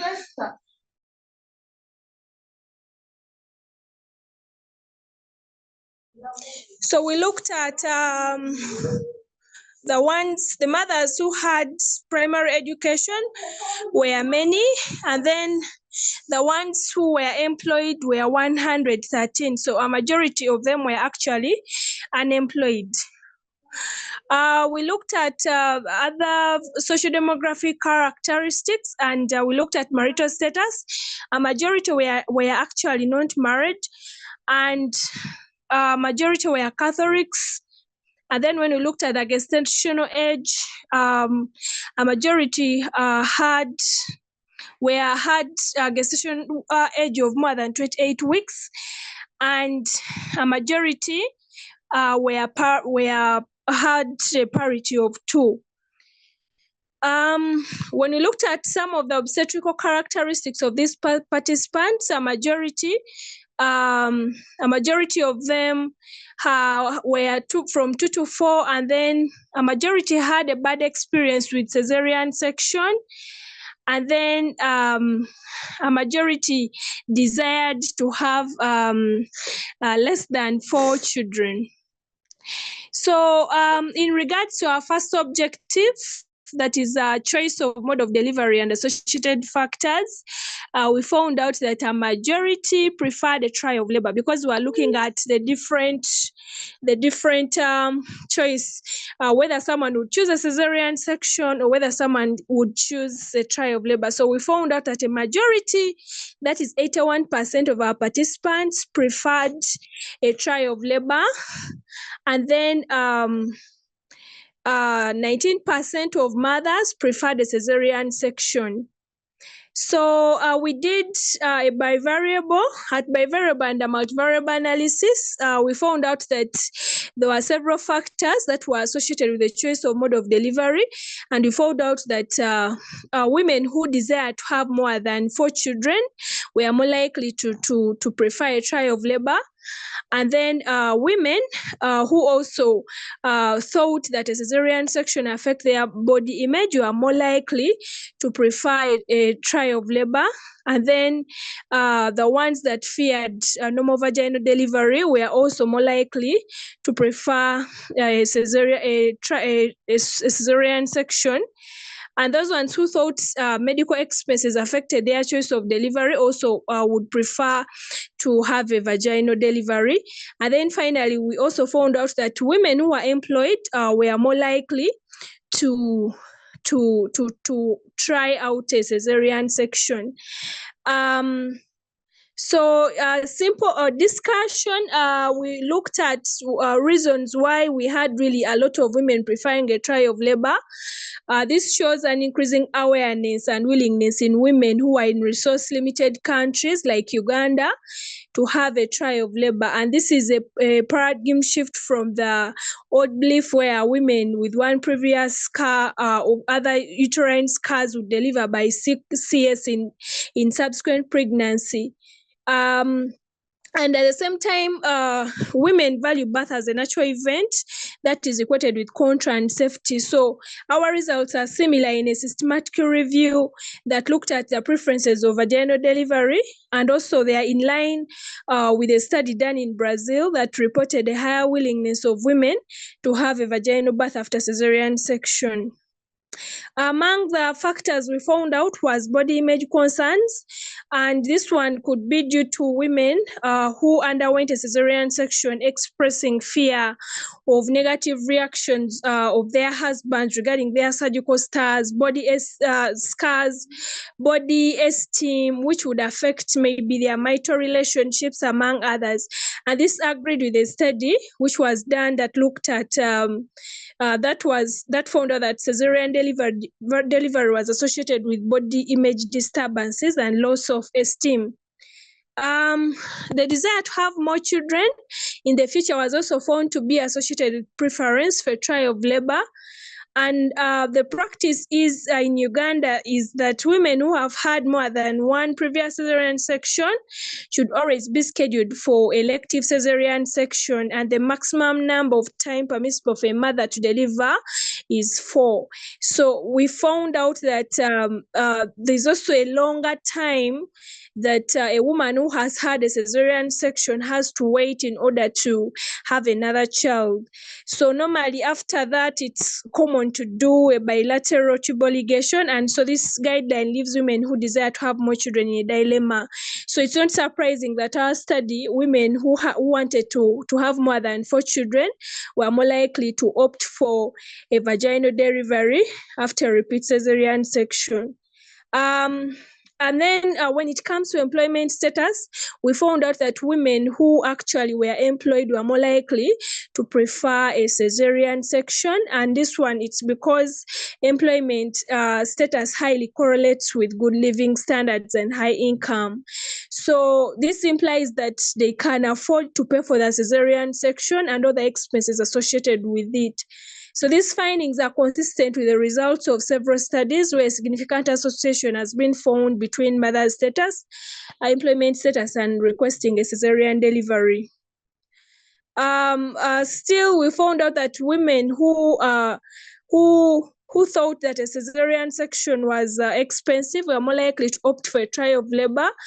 This is because still in Uganda, being a low middle income country where people lack access to medical care because they may not be able to afford. And this agrees with a study done in Bangladesh that showed a high cesarean section rate and negative health outcomes associated with the procedure on mothers, and childbirths incur a huge economic burden on the families. So in conclusion, we looked at, we try to highlight the strength of our study. We conducted a robust analysis of a variety of factors in establishing associations between body. Among those factors, we included image concerns, which have been commonly excluded from earlier studies. And with the skyrocketing number of cesarean section in the country, it helps to provide an insight into the factors that can influence the choice of delivery. And to our knowledge, this was the first study that has been done in these 2 public hospitals, though we had some limitations because we only looked at the mode of the choice from the mother's perspectives. This one-dimensional approach may actually not sufficiently provide us with all answers to multifaceted problems like high cesarean rates that can be largely driven by other structure and healthcare provider determined factors. And we didn't multiply by design effect to cater for clustering, and this could have affected the validity of our study. The recommendations to the mothers and healthcare providers, findings provide a direction for midwives on continuous education about the benefits of a trial of labor after cesarean, and also helping them make better decisions regarding their choice of delivery. Practice and policy implications, all women with recurring indications for cesarean section should be offered a trial of labor after cesarean section to reduce on the rapid cesarean section rates. And public knowledge and attitude towards cesarean section should be changed, and it should be based on scientific and medical indications. And further research is needed to explore the experience of mothers who have had a trial of labor. Yeah, I acknowledge the participants who participated in our study. Thank you so much for listening to my presentation.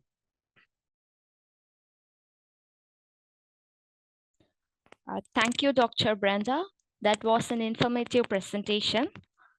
Any queries to Dr. Brenda Nabavanika?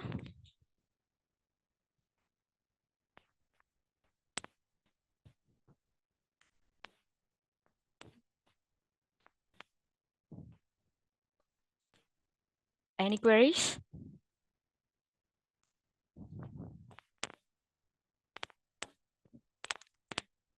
Okay, thank you, Dr. Brenda, for the presentation.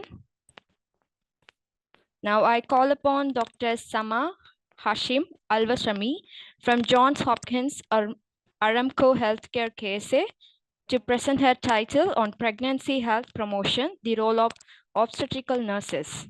Hello, Dr. Sama. Hello, I am Samah Mustafa. Yeah, are you ready with the presentation? Okay, just I want to share the presentation. Okay, doctor, please share your PPT.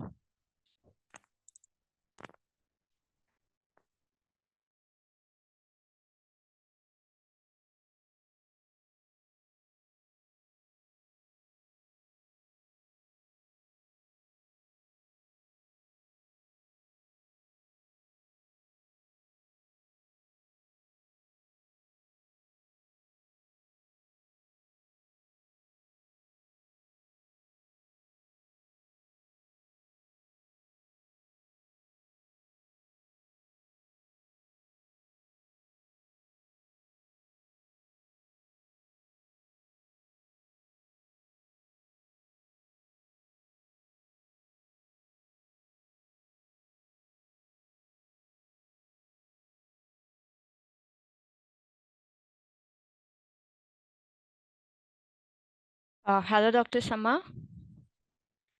Please share your presentation. Okay. Are you facing any difficulty in sharing? Yes. Okay, I doctor. try, but I cannot open. Can you help me, please? Yeah, sure, doctor. Thank you.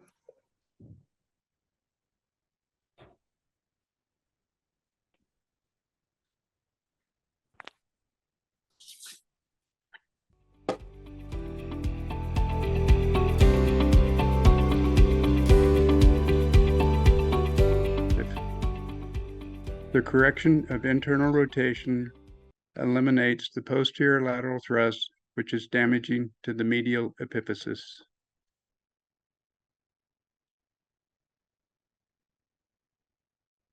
I have 100% bony union and over 600 osteotomies.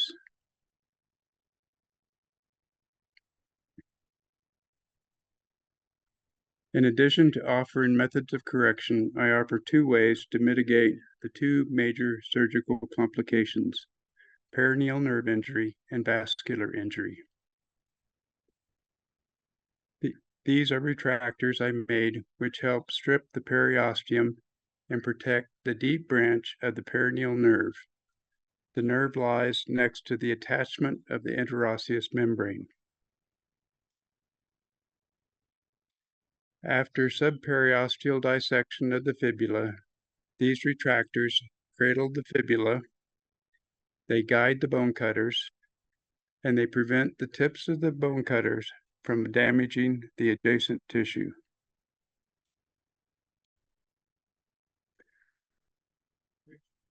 On the left is a picture from where you stand at the knee.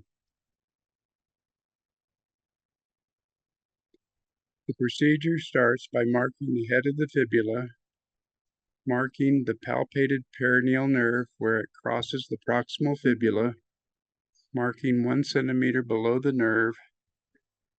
The first part is to remove 3 to 4 centimeters of the fibula. The proximal part of our osteotomy is 1 centimeter below the palpated perineal nerve where it crosses the proximal fibula. The more fibula you remove, the more mobile the leg will be for correction. We release the lateral compartment at this time. The second part is make a transverse through the skin periosteum from the medial below the tibial tubercle to protect the growth plate. The incision is perpendicular to the lateral border of the tibia, and the anterior compartment is released at this time. The 90-degree angle at the tibia is our index point. This is critical.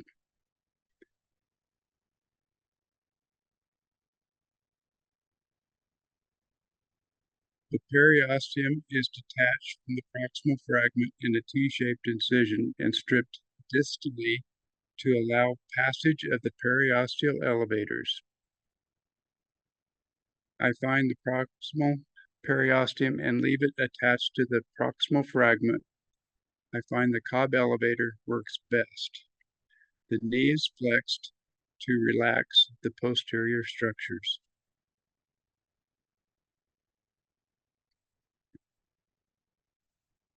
This is the tip of a tibial retractor beveled to pass underneath the periosteum.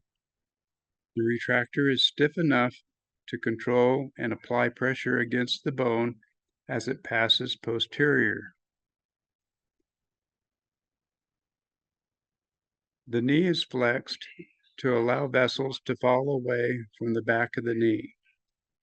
The larger curved retractor is passed first. The smaller retractor is passed on top of the first, and they are cradled together. They must back the drill and the osteotomes.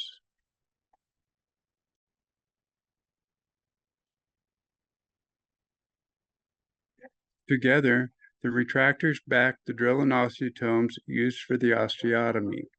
Never use a saw. Once the osteotomy is complete, a Bennett retractor is used to lever the distal tibia anterior through the skin incision. This maneuver seems to eliminate the need for a formal release of the posterior and deep posterior compartment.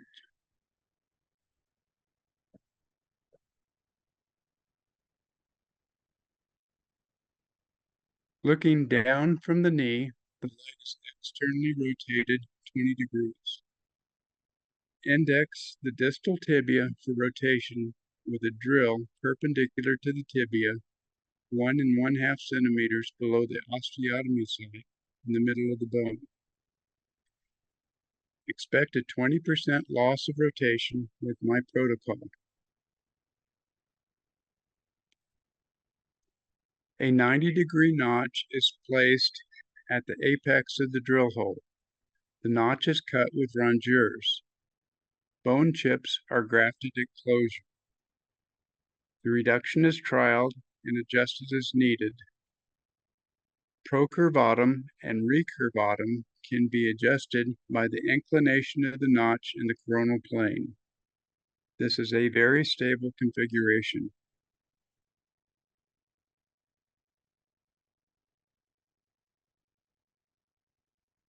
Free drill for the K-wire prevents burning of the bone by trying to antegrade the K-wire through very dense bone. It places the K-wire in the proximal fragment without the need for X-ray confirmation. The pin is left out of the skin and bent to prevent migration.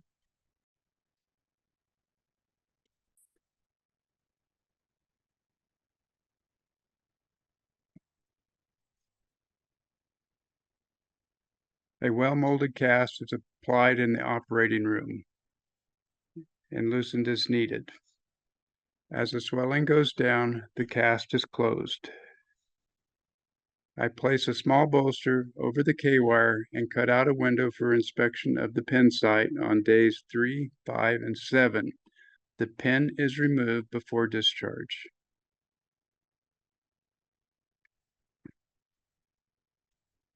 I overwrap the cast and mobilize on day 4 or 5. Standing X-rays when full weight bearing is achieved. I wedge the cast to modify the alignment.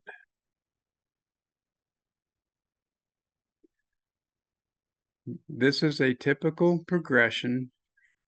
Expect a 20% loss of reduction in rotation. Expect 8 to 10 degrees loss of valgus correction. Remember that you are overcoming an abduction contracture at the hips, atrophy in the cast, and laxity of the lateral knee ligaments. Patients tolerate the procedure well. Pins are and discharged by day 9.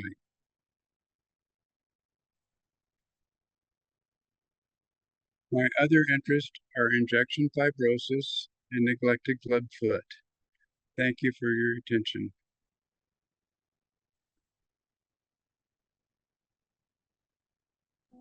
Thank you very much, Dr. Frank, for this amazing presentation and amazing job.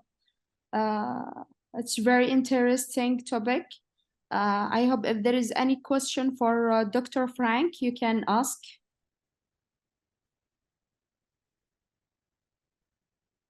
Thank you, doctor. Thank you very much. Thank you.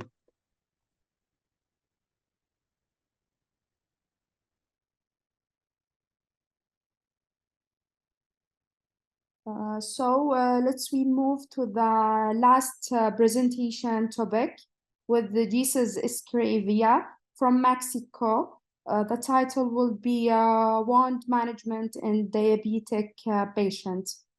Miss Jesus, do you hear me? Yes, I'm hear you. Do you hear me? Yes, we hear you. Okay, I will share my screen. Okay. Do you see my screen? Yes, it's clear. Okay. I will.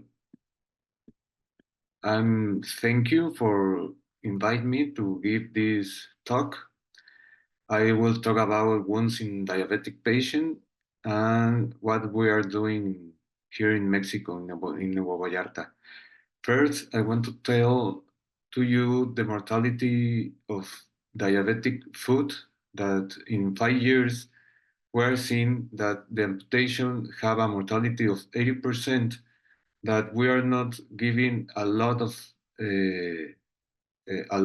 view, because we always see for another things like colon cancer that are after this amputation rate and mortality secondary for the amputation in diabetic patients, and ischemic ulcer and peripheral arterial disease that is after that, and is surrounding the context of the diabetic foot amputation. When we have patients with amputated patients, the survival in 5 years mortality is like 40%, that we have to take very close, because we are provoking mortality in this patient when we amputate any part. Principally, we're talking about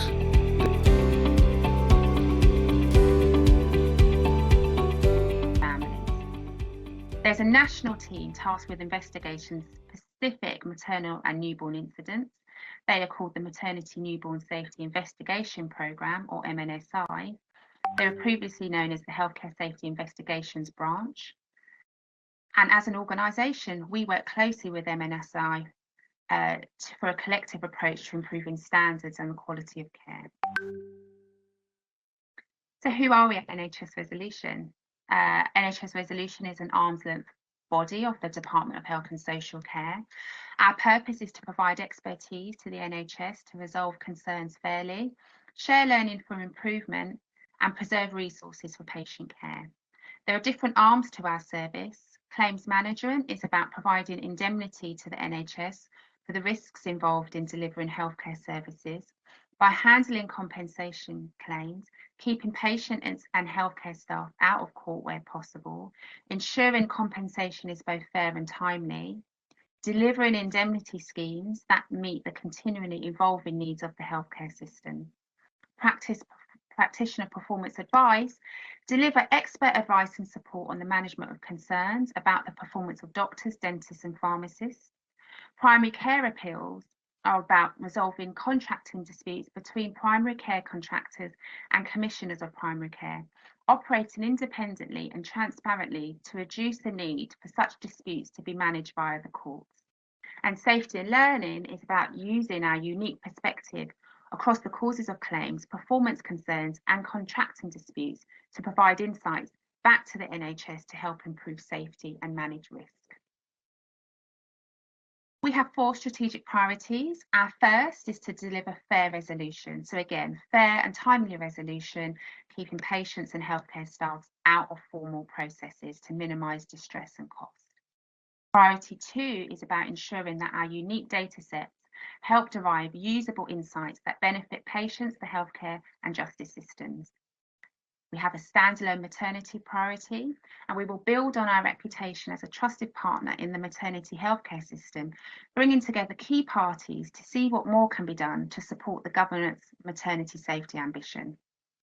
People, we will develop our services to support any NHS changes and have initiated 2 major change programmes to invest in our people, systems and services to continue to deliver the best value for public funds.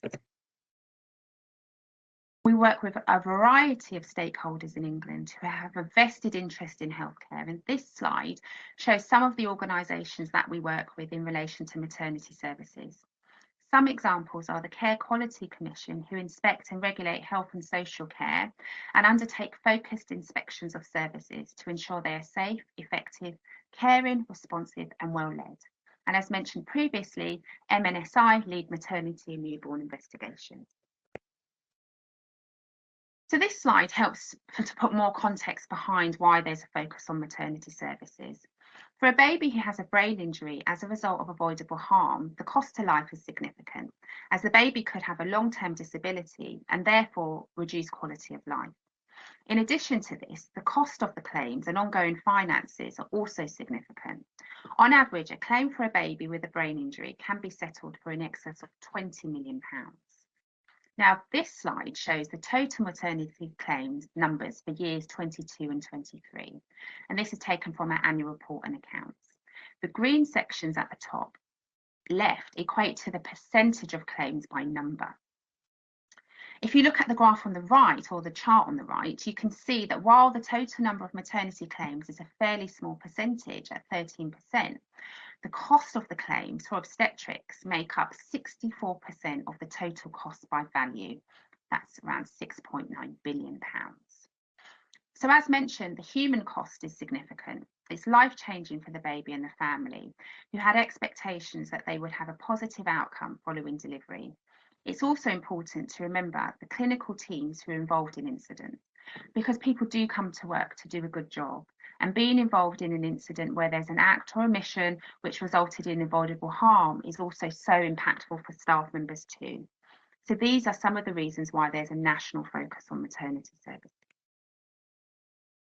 So now I'm going to talk to you about one of our flagship schemes of our organisation at NHS Resolution, and that's the early notification scheme. The early notification scheme has been in place since April 2017, and essentially the scheme's aims and benefits are to investigate whether families are eligible for compensation and reduced legal costs, ensure that there is early assessment of risk closer to incident, contribute to improving outcomes in maternity by sharing intelligence with other stakeholders, improve the post-incident journey for both families and staff, share learning back to individual hospitals, as well as use intelligence to inform national policies, procedures and research. Now, this slide illustrates the differences in our role and the differences the scheme makes. Now, it might not be entirely clear to see on screen, but we have a lot of publications where you can view this in more detail. Now, previously, following an incident investigation, a family in circumstances where there was a poor outcome following an incident would then initiate a claim, and it would take a number of years for a letter of claim to be received by NHS Resolution. There then would be an investigation from a legal liability perspective. And we recognise that issuing a claim has a significant impact on families, but also on the staff involved. Having a letter of claim or complaint a number of years following the incident can be very destabilising for individuals, and we are trying to reduce the impact of this. Now, the first diagram, titled before, takes you through the process journey when something has gone wrong. An incident occurs, and then potentially a complaint is made, as there were not enough answers as to what happened and why. And then ultimately a claim, again, which could be initiated due to families or patients wanting answers. But there might also be a financial need due to long-term care provisions which are required. The second diagram takes you through the intention of the early notification scheme, following the completed MNSI investigation, with the aim of moving quickly from a safety investigation into a liability investigation.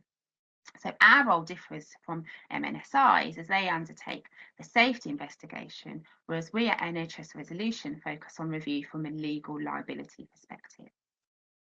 Now, the ideal is that you then eliminate the distress, the complaints, and then the claims process is more timely. To be considered eligible for early notification scheme, babies need to be term, so at least 37 weeks or more gestation. Mother needs to have been in labour, and the baby must also have an abnormal MRI, which is indicative of intrapartum hypoxic ischemic encephalopathy, which therefore could mean that the baby is at risk of the long-term disabilities.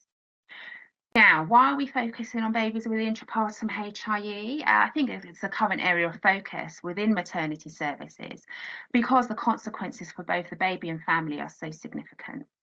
So to bring our work to life, I've got an illustrative case story to share with you, and this will tell you how the early notification scheme can work in practical terms. Mrs. A had an uneventful midwifery-led antenatal care, and she was a primary gravida. She attended her antenatal appointments regularly, and at 38 weeks pregnant, she experienced reduced fetal movement. A plan was made that an induction of labour was needed. Now, once in labour, this progressed well. However, during the course of labour, the baby showed signs of fetal distress and the CTG became pathological. Changes in the fetal heart rate were not recognised immediately, and when it was recognised, there was a decision to expedite the delivery by caesarean section. The baby was born, baby Oliver, who was admitted to the neonatal unit, and an MRI scan was performed, which showed that baby Oliver had a brain injury and that it's likely this occurred during the labour process. So expectations at this stage is that there's the appropriate support and debrief for the mother and family. Different conversations will be had by each specialty. It's important to apologise. Obstetric and midwifery teams will focus on the immediate postnatal care, but also should provide information about the delivery with the information that they have. Neonatal teams will be focusing on the immediate care of the newborn and will provide updates to families regarding pathways of care, outcomes, impact, prognosis. A holistic approach is needed to support families during a difficult time. Now, as MNSI lead the maternity investigation, once that investigation is completed, that's where we step in at NHS Resolution. A copy of the report is shared with us, and on receipt of the report, we undertake an initial triage to establish whether the MRI changes meet those of the early notification scheme criteria. Once that's been confirmed, then a member of the clinical team will review the case to establish if the care was appropriate or not. If it was not appropriate, then there's a consideration as to whether the act or omission contributed to the outcome of brain injury for the baby. The assessment in this case was that the care was not appropriate, and it was likely that this contributed to the outcome for baby Oliver. The case was then handed from the clinical team over to the legal team, and the case was allocated to NHS Resolution's panel firm solicitors, where independent medico-legal experts were instructed. And within 9 months, there was agreement that there had been a breach in the legal duty of care held by the trust, which resulted in avoidable delay in delivering Oliver. They agreed that had this delay not occurred, Oliver would have avoided injury. At NHS Resolution, our team worked with the trust legal and maternity teams to write to the family within 18 months of the incident, confirming the investigation conclusions, apologising for the failings in care, and providing an outline of the potential next steps the family might wish to take in relation to receiving compensation. Subsequently, early interim payments were made, and funding for counselling was also made available for Oliver's parents. Now, this is one example of the work that we're doing, and previously, before the inception of the scheme, it took many, many years to get to this stage. So I'm going to take you back briefly to our strategic priorities. I've covered priority number 1. What I'd like to focus on next is priorities 2 and 3, and this is regarding sharing insights and collaborating to improve outcomes. So our first scheme report was produced in 2019. We've been in place and operational since April 2017. Our first report identified the 6 key areas for improvement in maternity care. And the report looked at 96 cases by random selection, which reported into the scheme. And the themes that were identified were limited support for staff following investigation, improvements needed in relation to apologising to families and explaining what has happened when an incident occurs. Issues with fetal monitoring were identified in 70% of cases, with delays acting on a pathological CTG being one of the main causes. We were able to identify a previously underreported issue of impacted fetal head at caesarean section, and also identify problems with recognising maternal deterioration, in particular maternal hyponatremia, as well as the need to improve the response to neonatal resuscitation. So from this learning, we were able to make 6 key recommendations to drive improvements. And since then, a national group has been set up called the Avoiding Brain Injuries in Childbirth, the ABC project, who are focusing on standardising fetal monitoring. We've also been able to drive improvements with training for neonatal resuscitation via another flagship scheme called the Maternity Incentive Scheme. And more information about that scheme is available on our website. And research has been commissioned and lots of work underway to develop additional national guidance and process steps for the management of impacted fetal head. So all of our reports can be found on our website, and we have a one-page infographic with key findings from our second report. Our second report evaluated clinical themes as well as a small cohort of cases to compare whether there had been improvements in the time frame for admission on EN cases. The findings were that it was approximately 18 months from birth to admission of liability. And for families where babies are not included into EN, or cases that aren't included into the EN scheme because we have a narrow focus, it's almost 7 years. So we're really able to demonstrate now that we are making a difference. We're mindful not to overburden the already crowded maternity system. The aim is to start streamlining recommendations to really help and focus efforts and priorities. So in our second report, while we identified lots of similar clinical learning, we signposted clinicians to existing work streams already underway and made a small number of recommendations regarding vaginal birth after caesarean section, the importance of communicating with families, and also recommendations to help support working between legal and clinical teams. The early notification clinical team also developed leaflets to share knowledge regarding the cost of claims and the impact on outcomes, as well as developing illustrative case stories to support individual and multidisciplinary learning. We also contribute to influencing changes to national policies and guidance, which then benefits all maternity services. It's so important to share learning, and here are some examples of our resources. Now, you might not be able to see very clearly, but there are some links that you'll be able to access these on our website. We've got resources to how to have meaningful conversations with families and say sorry, learning from maternity pressure ulcers, which you might not think is an issue, but it can be an issue even in a maternity setting. The impact of consent and how consenting in a meaningful way helps patients provide and respond and make an informed choice. Now, while I'm talking to you from an NHS background, you're all going to be working within your own healthcare setting. We all have our own challenges, very different challenges across the globe in relation to maternity services, equity of care and provision of care. But we are looking after similar populations of mothers and babies. Now, while we may be from different countries and have different processes and guidelines, there might be one thing that you can take away, maybe to adapt in line with your country's systems to improve patient safety or even reflect on your own practice. So no matter where we are from, we will all face a similar challenge, and I appreciate some will face more challenges than others in relation to maternity care, but specifically possibly issues in relation to intrapartum care. We all do share a common purpose and we have a common goal, that we want safe care and good outcomes and to be the very best at our jobs. So if we can make one meaningful change, then in turn has an impact on one baby, one mother or family, or even more individuals, then it's going to be well worth it. So thank you so much for listening. I hope you found the presentation interesting and informative. If you do have any questions or queries, or even want to share the work that you're doing in your organisation or country, my contact detail is on the slide, and please do enjoy the rest of the conference. Thank you.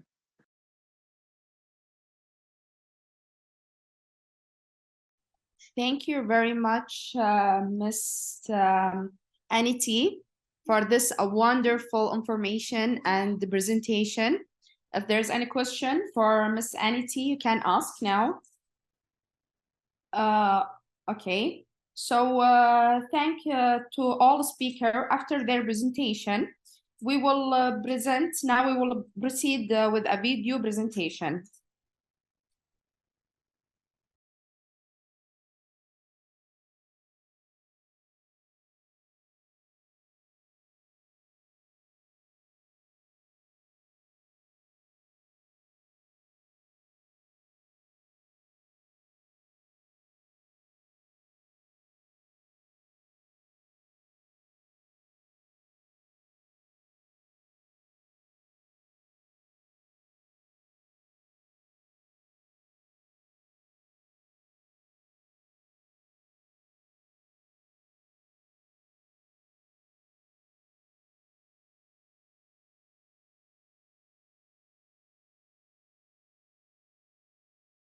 Good morning, everyone. We are 3 nurses specialists in medical surgical nursing, Ana, Fernanda and Manuela, from the operating theatre of the hospital centre between Douro and Voga, near Oporto in Portugal. Thank you in advance for inviting us to share the results of the quantitative study carried out to evaluate the efficiency of nursing consultation in outpatient cataract surgery.